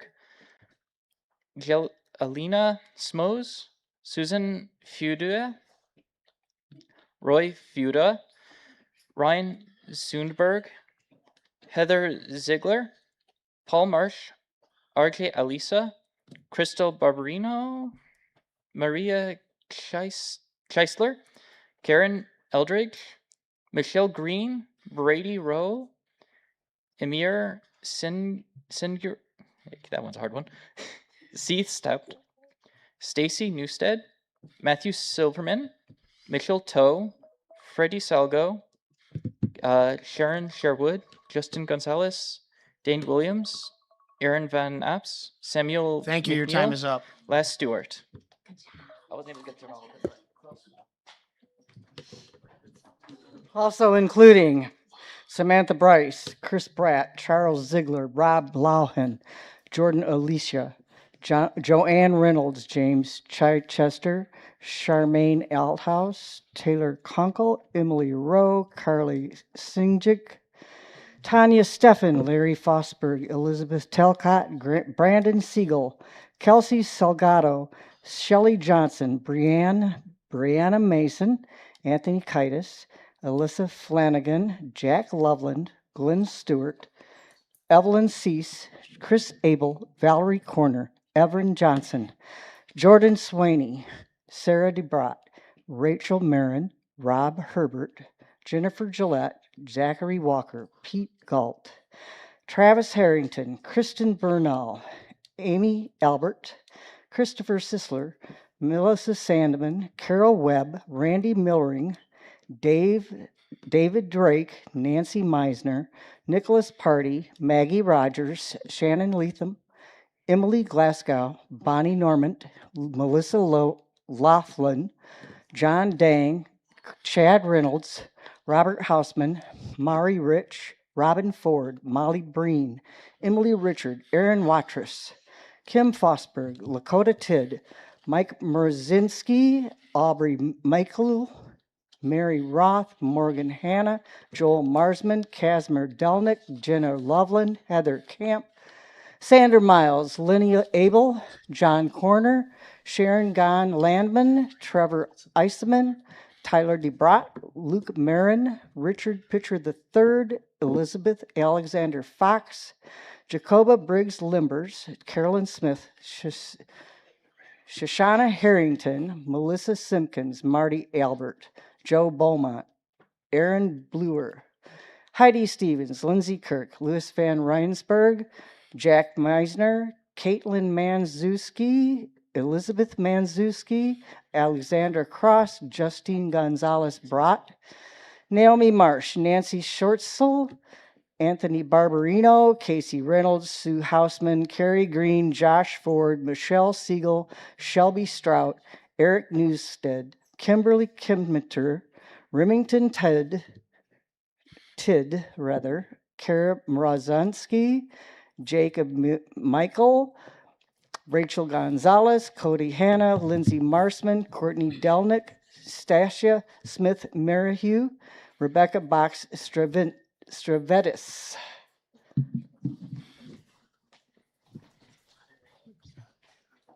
And continuing with Chris Kuritzen, Logan Wilcox, Olivia Carter, Blake Edmonds, Corey Force, Jean Sturgeon, Kalia Boulin, Sierra Heistetter, Mark Weaver, Esther Gordon, Cole Mahey, Greg Shea, Justin Hendrick, Sierra Wilcox, Connor Carter, Macy Potter, James Force, Michelle Harger, Heather Beamers, Alan Roush, John Wiscala, Dan Gordon, Janice Chambers, Robin Forletta, Ashley Hendrick, G. Gentry Barney, Marcy Hewitt, Ola Stebbins, Alyssa J. Daly, Gina Ladner, Brianna Kilner, Linda Roush, Shelby Riscala, Doug Beamers, Reggie Chambers, Bradley Hendrick, Jessica Barney, Joellen Oberlin, Christine Collins, Rachel Haddad,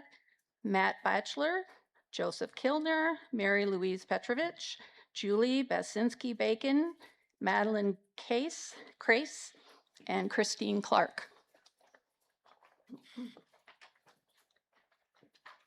And continuing, and in case anyone missed it, Anthony Kiedis, Lindsay Million, Greg Durkee, he really is on here, Arnella Hansen, Shane Swaney, Peggy Noble Idema, Mary Lou Muirhead, Austin Bentley, Scott Sprague, Jamie Limbers, Christine Galt, Mike Schneider, Heather Doan, Brad Anderson, Jenna Thal, Evelyn Zalis, Rosemary Goodwin, Kelly Lester, Victoria Drake, Catherine Morgan, Julie Party, and Chad Cernick.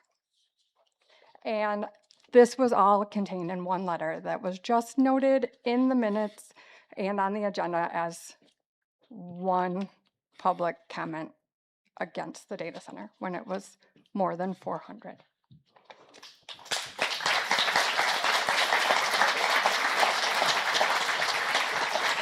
Well, Molly, I will have to say that was a pretty slick way to get your whole document read. You win the prize for creative way to get a public comment. I have to say that was very. Good. All right. Good evening. My name's Jake. I am in Lowell Township area. First, I want to give kudos. That was actually like magnificent work. Best I've ever seen in probably any township meeting. I also want to thank the board. You know, sitting through all that, it gets tiresome. It's a lot. It's transparency. It's calling out things that happened in the past. Mark, you stated that you've been on the board for a long time. You've seen members come, members go. You're almost also one person, and I get it. Some people might be unhappy with certain votes that you make. People might be unhappy with Monica's votes, with William's votes, with Rhonda's vote. Any member of the board, they're going to be upset with votes on certain topics, certain issues. I do want to state before I fully begin, though, something very clear. Tonight, I am not speaking here as a member of a committee, acting on behalf of any board, organization, or campaign. I just want to be a public body and be able to speak my views. And it's interesting, Monica, that you mentioned the MCL code 1526 about open meetings, because I was actually going to reference that in here about transparency. Michigan law protects public opportunity to address government under the Michigan Open Acts, MCL 263. Section 5, a person must be permitted to address a meeting in public body under the rules established and recorded by that public body. I am here respectfully and respectfully exercise my right. And tonight, my message is about trust. The issue that is facing Lowell Township right now is bigger than one data center.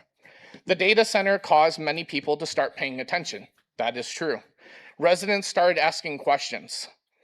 Records requests, examining spending, asking how decisions were made, as simple as let's bring up the payroll up on a screen tonight because trust was broken.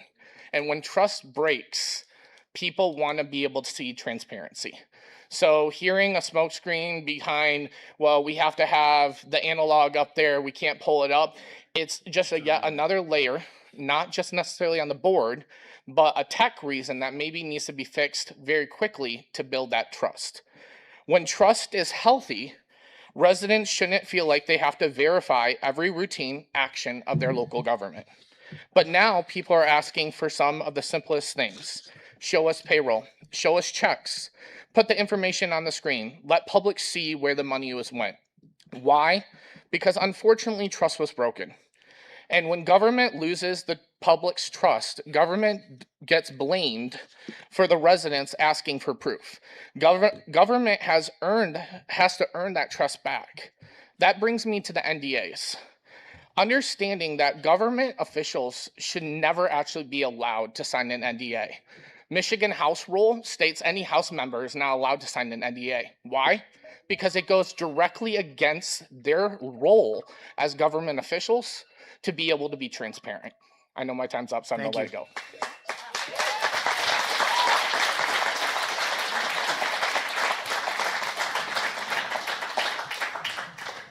Good evening, I'm Leisha Fagan. I have no prepared, well, on my business card, I have notes that I can't read. Sorry? Oh, I'm sorry. My name is Leisha Fagan. I drove 15 miles east from Grand Rapids to be part of this process. I have friends who come every time you have a meeting, who I greatly respect for that. I know that you were elected to be where you are, and you thereby were entrusted to look out for the well-being of this community. And this community is telling you that this data center is not in their best interests, that it will hurt their health, it'll hurt their peace, it'll hurt the quality of life, the value of their property. So when the quality of their life tanks, As people know in so many communities in this country now, they can't sell their house. They're stuck somewhere where they can't sell their house and they have no usable water anymore. You turn households into third world dwellings where people are trapped and stuck, and where a place they loved becomes a place that they fear and want to flee. That's a horrible thing to do to a community. I'm going to be spending a lot of time of my retired life working against these data centers. I see how they are and what they're doing, and they're not in the people's best interest. They're in the best interest of the tech billionaires and everybody who aids and abets that to happen, for them to get more control. You can smile. This is not a funny thing at all. Not a funny thing at all. Flock cameras and data centers, Big Brother. It's real. These people want to rule us. So get real about it and about your part in it, please. And I'll be adding my name to that list of people.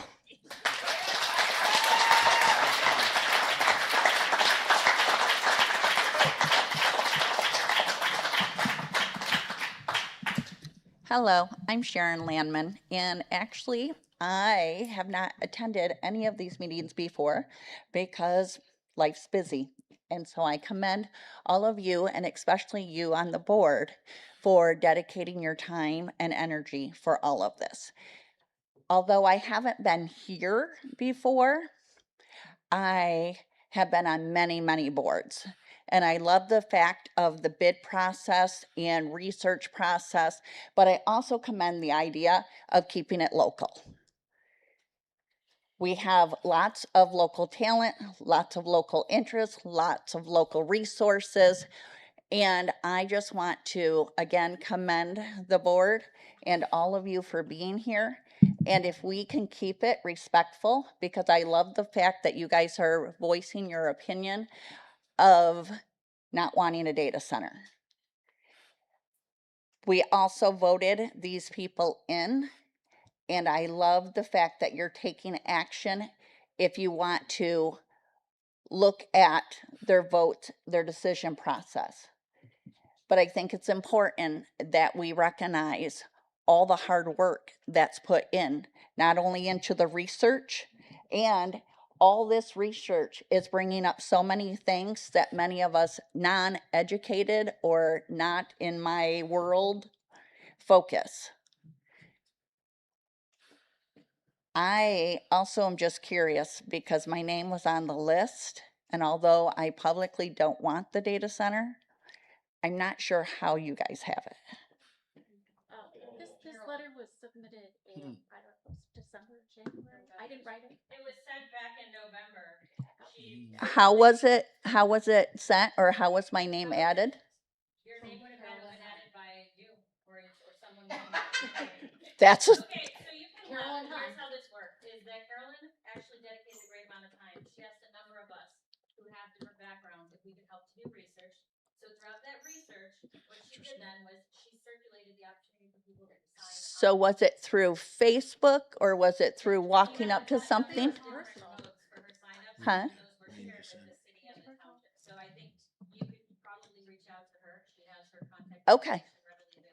I will be honored to do that because I was kind of shocked when my name was there, and this really hasn't even been in my realm, which shame on me. And thank you all for all of your dedication. But I was like, huh. Posted in the chat. It's November 28th. Okay. I'll look through. Thank you.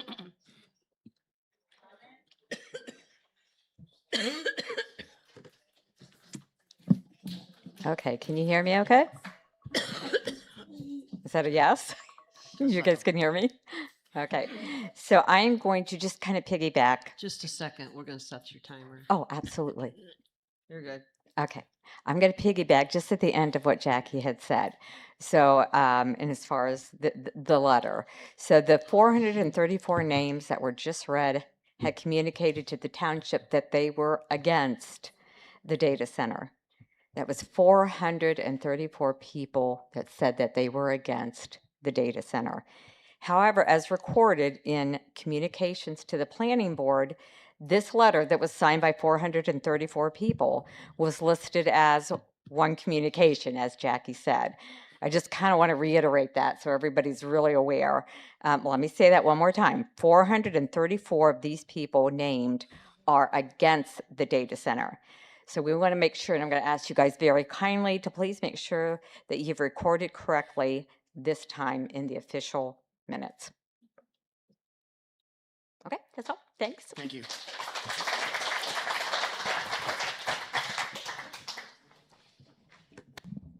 My name is Jessica Bazarka, and I am from Cascade Township. This is loose.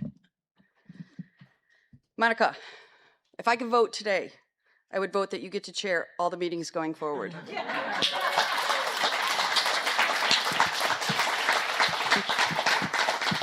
I appreciate your honesty, your transparency, and your humor with where things stand right now. Thank you.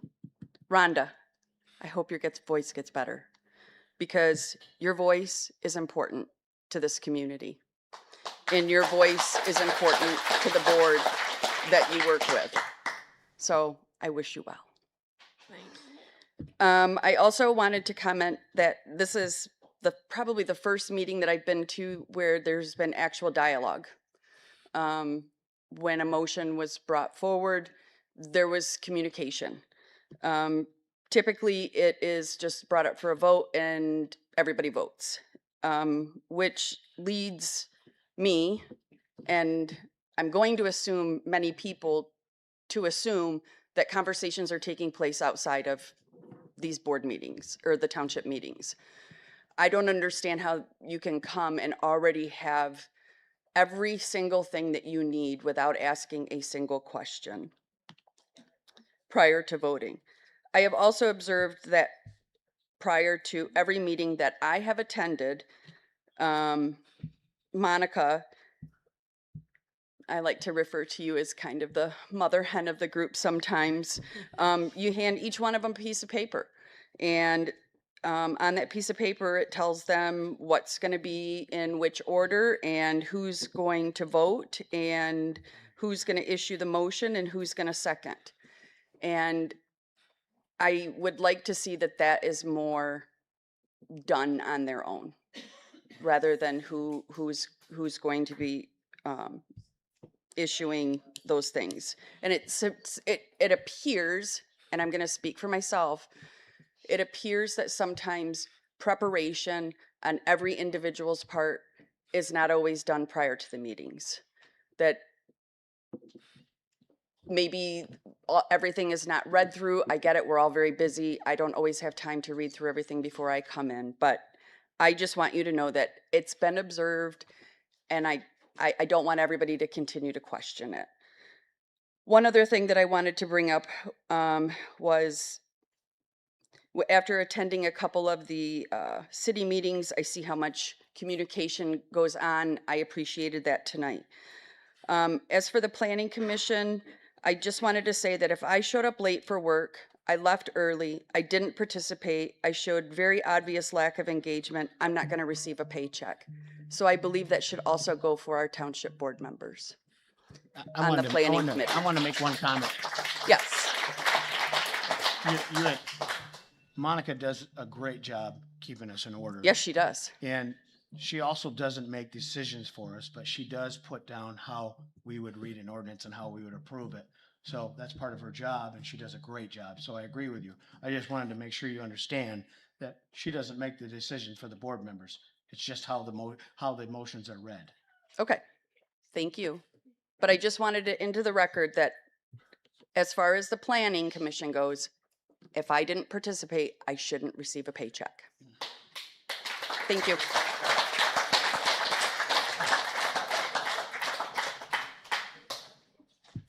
Everybody. I'm Jody Price. I am a lifelong Lowell resident. With that, I would like to thank our board and planning commission and everybody that's been involved in our township all of these years, making it such a wonderful place to live that you all want to come here. Hey, Jody, can you do me a favor? Speaking in the microphone. Yeah, that, and you're addressing the board. You're not Not addressing them. Yeah, sorry. All right. I would love for Sorry. you. I mean, I know that we're not good to You look guys at, have but- done a great job, and I want to thank you for that. And there's more hours than you guys sitting up here. I know you prepare for these meetings and you get all this stuff done. You are why our township is so wonderful with everything that we have. With that, I know most of you are also lifelong Lowell residents. You're not going to make decisions that kill Lowell or harm Lowell and our Lowell residents. And I trust all of you in that because I know you're not leaving. You're not going to want to live somewhere where it's not safe to live. So I commend you on all your hard work and all your sitting through all this over and over again. They're against the data center. And I'm not saying I'm for or against the data center. I trust your judgment and all the knowledge that you have and that you are going to take with the attorney's expertise to do what's right for our township.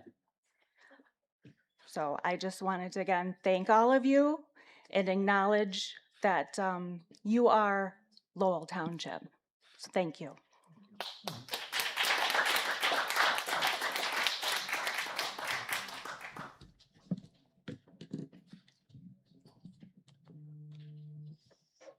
Hi, my name is Julie Ectina, and I live at 4335 Timpson, and I will live directly across from the proposed data center.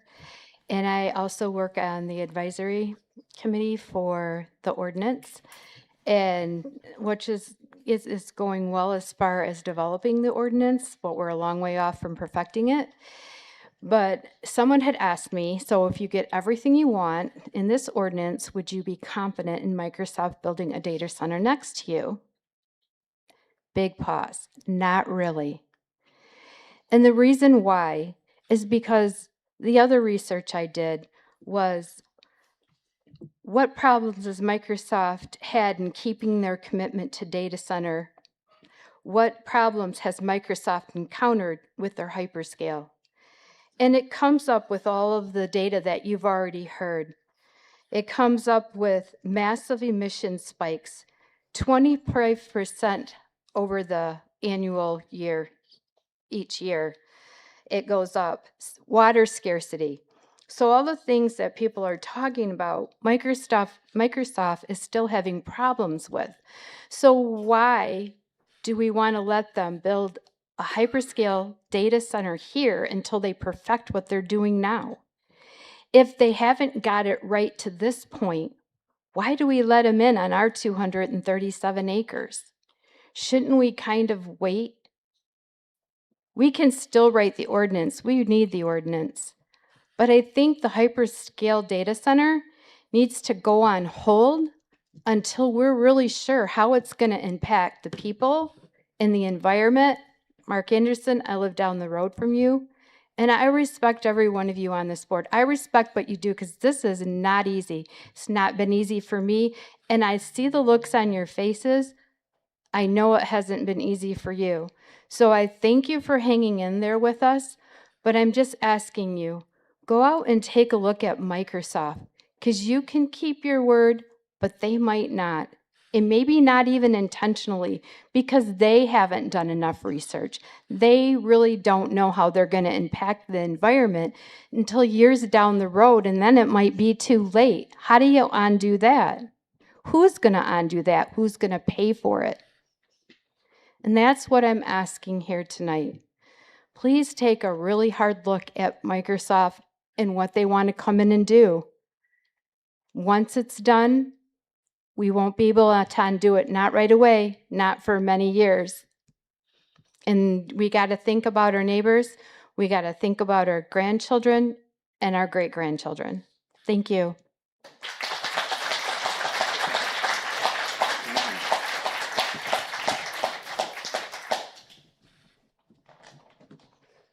Hello, my name is Alan Almy, Lowell Township resident. Just want to talk about the data center real quick. Obviously, I've been against the project from the word go. Currently in Pennsylvania, there's Senate Bill 1359 and House Bill 2533. Each of those carry a 3-year moratorium statewide on any new data center construction, as the state is considering studying the environmental impact both locally and at the state level of the data centers. If an entire state is considering a bill like this, I think putting a moratorium in place for the township would be the right idea.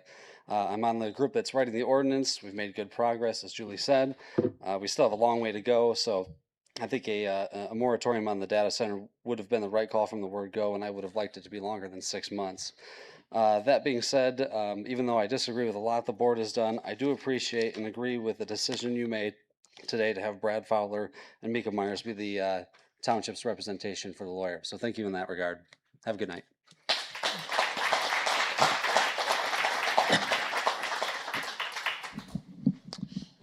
Kenny Beery, Lowell Township. Like the previous two, I'm on the data center ordinance group.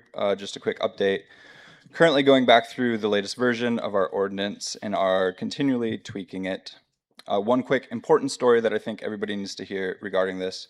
In our very first meeting, one of the 4 board members was very adamant that one of the specific markers in the ordinance be more restrictive than it was in the original draft. And a new marker was set at that time. During our latest review and our latest meeting, that same member was adamant again about moving that marker and making it even more restrictive again. I think that's really important for this community to understand. Everybody's in this, everybody's doing the same work. I feel that it is a very important story for everyone to hear, that everybody is contributing in the same way. I also wanted to take a moment to make a comment on a couple of the comments that I heard at the latest Planning Commission meeting. It appeared to me that there were a couple of specific comments that were praising and thanking the 4 community members specifically and seemingly, in my opinion, ignoring the other 4 board members. Although I appreciate the praise, I feel that this does a great disservice to the team as a whole. And that is what this group truly feels like, a team. Everyone involved is doing their part, doing the research, reading data center ordinance, and bringing opinions to the table. I've personally read close to 20 other data center ordinances from other communities.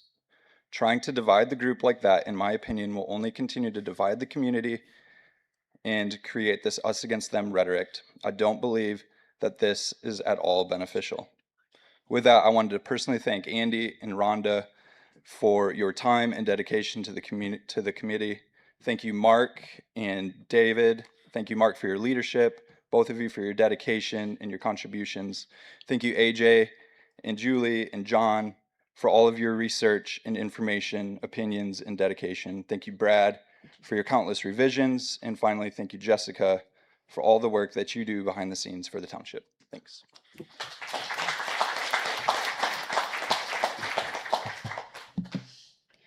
Hey there, Betsy Lopez Wagner, Residents United, here in Lowell. So I don't come up here with a lot of praise other than thanks to those of you who are working on our behalf and thanks to those of you who are reminding us what we're fighting against. Outside of that, I think, I wasn't going to come up here, but there's a gentleman back there, maybe a gentleman, who knows, who likes to think that, where are these people? Where are they? We haven't heard from them. Why are they not here?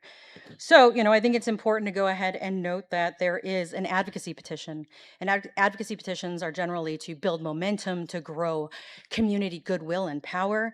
And our advocacy petition, Big Tech Wants Our Community, Lowell, Michigan, and Great Lakes Allies Say No, has 3,561 verified signatures.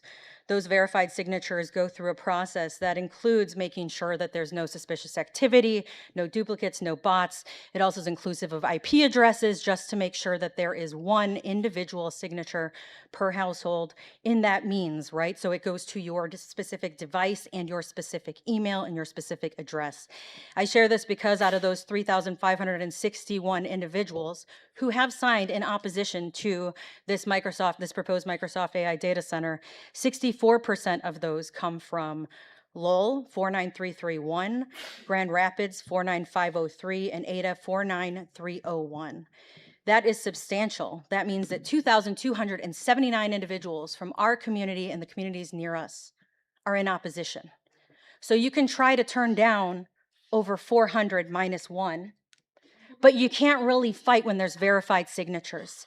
And we say this because there's even more momentum. You can just ask the Lowell recall folks. So we can fight reality, or we can really listen to the people. I say that because I do have a great deal of respect for at least 2 of you individuals up there. The others, you know, I wish you well. I hope that you learn to listen a little closer, and not only on this, on other issues. We heard someone earlier today speak about the spongy moth.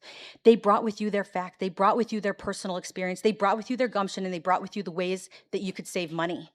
And you continued to vote in opposition. So at some point, this isn't only an opening of hearts and minds, but it's really moving past what has become a precedent in this community, which is just saying yes to everything. Ask the folks of the Planning Commission last week when they got schooled by the Lowell City Mayor.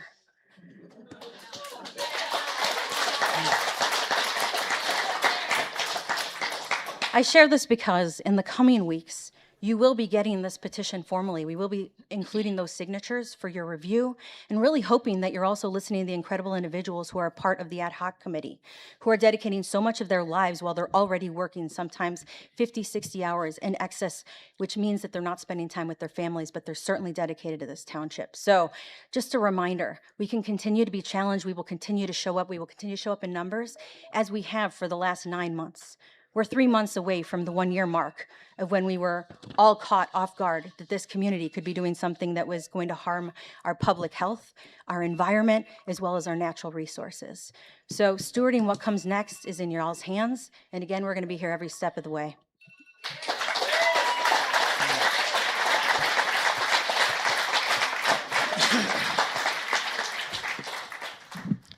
Hi, my name's Ashton Shaw, Lowell Township. I just wanted to talk about, the data center ordinance. From the draft that I'd seen, it looks like it's, being set up to allow a special land use permit in the light industrial zoning district. People have talked about the Planning Commission meeting from this last week, August 10th. And I just wanted to talk about what I observed. There was a special land use permit public hearing for the swimming pool ordinance, which passed, and then also for my Great Lakes storage special land use permit amendment as well. So, because, from some of the drafts of the data center ordinance seeking special land use permit, I thought it would be good to just try and get a sense of what that would entail, and how if we were to do that with Microsoft, how the process might go with the Planning Commission and their due diligence and kind of approval process. And needless to say, I was less than impressed, and my trust in that process went down pretty substantially. During the Planning Commission meeting, Brad Korpa, the township planner, provided a memorandum with different restatements of fact. In 2021, my Great Lakes Storage submit the special land use permit with 15 conditions, and has been operating seemingly without proper approval. So with those conditions, no evidence has been submitted or discussed that any of those conditions have been satisfied. In addition, the site plan, if you look at the site plan, if you look at the conditions, it says 70 units are the max allowable on site. If you look at Google Maps, there's 80 units on site today. Nobody said anything. Nobody asked any questions from the Planning Commission. There's an additional use case that business permitted use as a U-Haul dealership that they're trying to get approved. I think everybody generally agrees. The property looks great, the development looks great, fantastic. My problem is not with the development, it's with the special land use process and like the procedure of it. And if that's how we're gonna try and use a process like that or any other kind of, zoning enforcement with someone like Microsoft, and it just doesn't seem adequate. There's other issues with the conditions as well. It says that up to two storage units may be placed within the front yard. It's a corner lot which has 2 front yards. There's over 15 units across those 2 front yards. Like that didn't come up. So the site plan's not accurate. And then, just one more sentence. Chairperson Ford, is that the right? Simmons, No. thank you. Chairperson Simmons was adamant to get this pushed through. Chairperson Ford, or I'm sorry, Commissioner Ford and Commissioner Batchelor, thank you. Were very thoughtful and suggested pause. Simmons made a motion that was not seconded by anybody on the board. I've never seen that, and that was extremely telling. That there was not trust, even at the planning commission level. So like Ford is trying to push this through, like inappropriately. I think we had a time when people applied for planning commissioner roles. Those were kind of I applied for planning commission. I spent a lot of time doing due diligence and research on this, and I was not considered for that. That's fine, but I think Lowell deserves better. I think we deserve a better Are you about township done, planner. Ashton? Yeah. Thank you. And thank you. Yeah.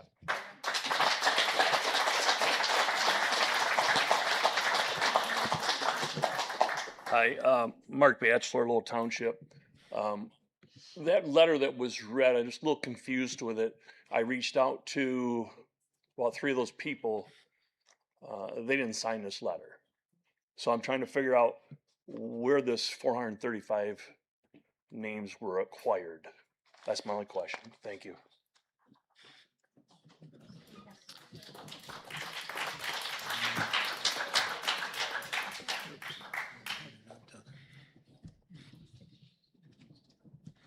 Hello, Jacqueline Polson, Lowell Township residents. I am just curious, did the 5-minute rule change at some point? Didn't we? It's 3 minutes Okay. Previously, I feel like we got 5, but on the planning commission. okay. Speaking of the planning commission, what did you guys think about that meeting and Mayor DeVore's comments? Did you hear him? That he was scared and to see what would happen when Microsoft came. I know that everyone is doing their due diligence and working hard. And again, I echo some other sentiments. I'm sure that your jobs are difficult, but they require a high level of duty that clearly was not displayed at that planning commission, and it was laughable. Secondly, Monica, you had said someone would look up your thing about whether personal attacks or personal comments were okay. And there is some precedent set in Salem Township. Someone was criticizing the township board member and was actually stopped and removed from the meeting during their public comments, and litigation followed, and the board township was sued because that was a violation of their free speech.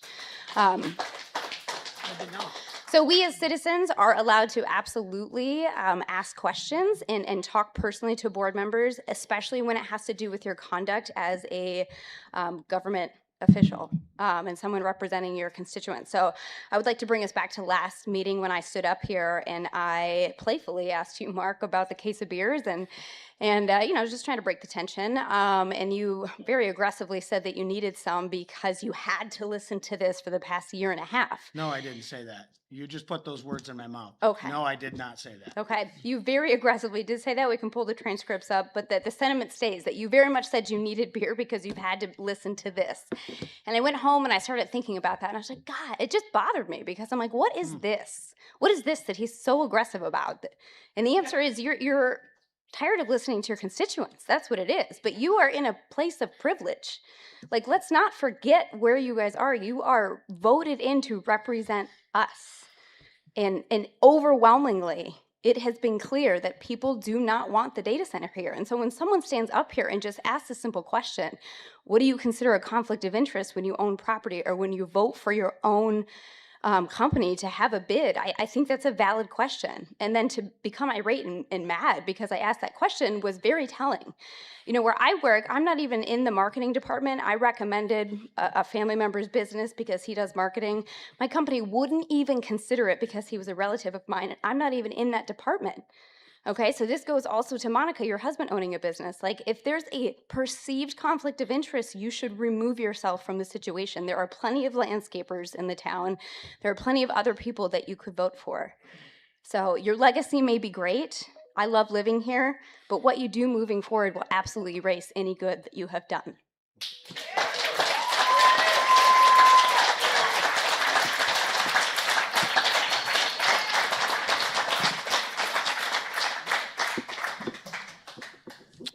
All right, we're going to close the public comment time, and we're going to move on to our last agenda item, which is board communications.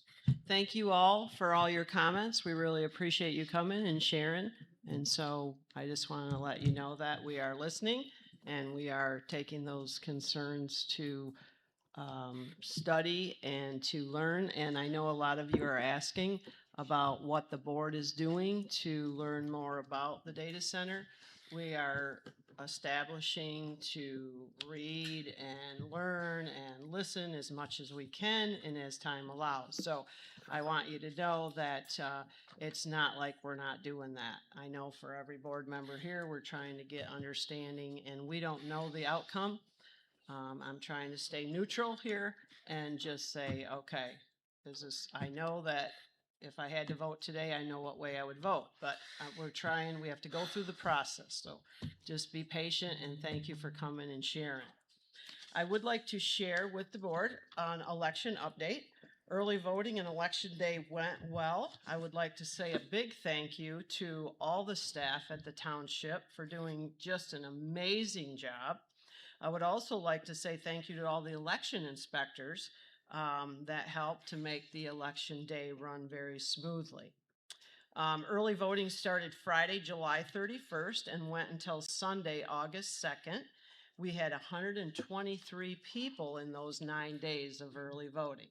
It was slow. We put a lot of puzzles together, and they were very interesting. Some they liked and some they didn't like. And so, but we went out, we sent out 1,430 absentee ballots, and we received 1,034 ballots back. Precinct 1 had 522 ballots returned, and Precinct 2 had 512 ballots returned. We have 5,718 registered voters in Lowell Township. Our total number that voted was 2,076, which equals 36% of voter turnout for the August 4th primary election. So if you came out, thank you. If you didn't, maybe November will be your time. So that's an election update. Okay, so these are comments from Rhonda, and she has asked me to read them for her. So I just want to make this clear. They are her comments. I would like to address the recent action taken by the Lowell City Council. Mayor DeVore's statement came as a complete surprise. On Tuesday, August 4th, I emailed him requesting clarification on how we arrived at the situation now before us. I also asked for an explanation regarding his comment about our attorney. We believed we were following the direction of the city had communicated to us, as Mike Burns had informed Jerry that the city wished to continue working exclusively with Jessica and would not consider a change. Given the conflict of interest created by both municipalities using the same law firm, we began exploring alternative counsel. My intent was simply to understand the context of the mayor's remark. As of today, I have received no response. I am also struggling to understand the concerns raised about lack of transparency. City representatives were present at every meeting related to water and sewer agreement discussions. My understanding was that these meetings were cordial, respectful, and productive. It appeared meaningful progress had been made toward a final draft. These negotiations have been ongoing for years, well before Microsoft entered into the conversation. It is disheartening to see the years of work, time, and collaboration dismissed at the first sign of disruption, without any explanation provided to the other party. I would say a little bit of ditto on that from myself. A respect from Mr. DeVore would have been very helpful as this board, as a person on this board. Thank you, she's saying. Also, I'd like to address concerns raised at the Planning Commission meeting on Monday, the 10th. Our township has long prided itself on working collaboratively with residents and supporting them in achieving their goals. However, this approach has at times resulted in projects being rushed through the process, which was evident during Monday's meeting. This has been an ongoing internal discussion, first with Clerk Linda Reagan and now with Clerk Monica Burt. I have stated many times over the years that in some cases, the appropriate answer is simply no. And we must stop trying to overly creative in making situations work. There are no certain elements that must be submitted. There are certain elements that must be submitted with an application, and there are deadlines that must be met to ensure proper 300-foot notices are mailed and public hearing notices are published in the newspaper. We are actively working to tighten our intake procedures and strengthen the overall process. Moving forward, applications will no longer be hurried toward a public hearing at the Planning Commission. We ask for your patience as we implement these improvements. Thank you.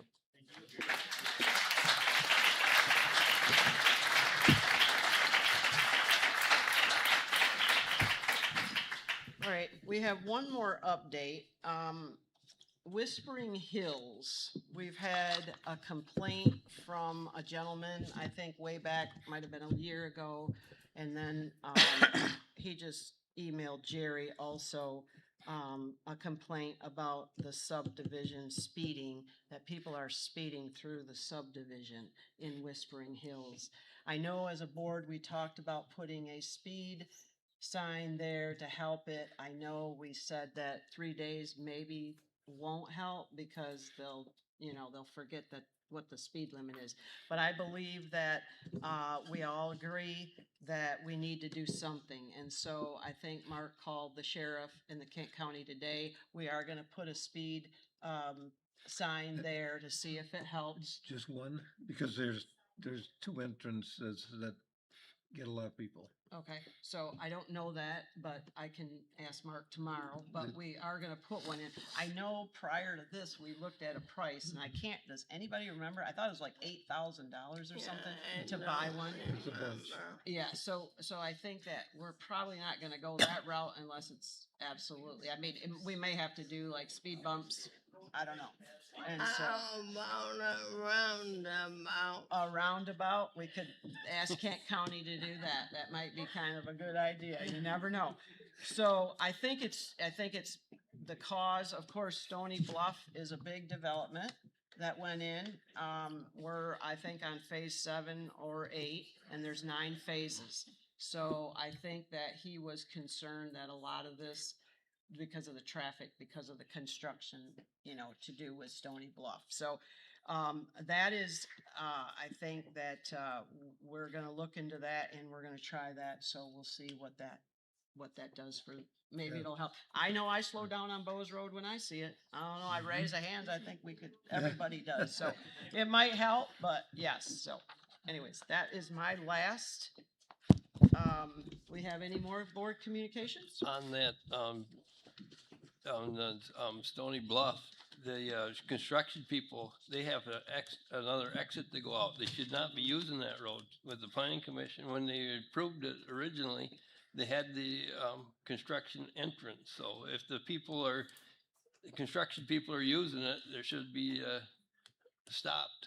I don't think it's so much the construction people. I think it's just people in general coming from Stony Bluff. Yeah. I think. And I was just saying if, because you use the word construction people too, so. Sure. Thank you for addressing the traffic, and I hope you don't make the same mistake the city recently made at Riverside Drive. You have input. Thank you. Okay. I was just gonna say, we're talking about those data signs that I found this morning, or this afternoon. I was shocked. And so, as soon as I had time, we got on them and got them moved. But I was shocked when I drove down. Well, I was going with my hay bind today, and I saw them off on the side. So.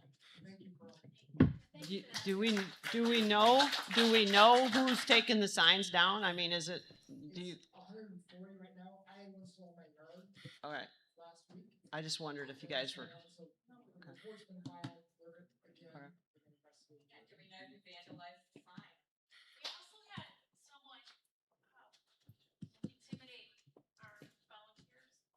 Okay. It was just one person, it only happened one time, but it was moved. All right. I would entertain a motion to adjourn. There being no further I'll comment. move we adjourn. All I'll right. support. All right. It's been moved and supported that we adjourn the meeting at, it's 9:15. And all those in favor, say aye. Aye. All those opposed, say nay. All right. The motion carries.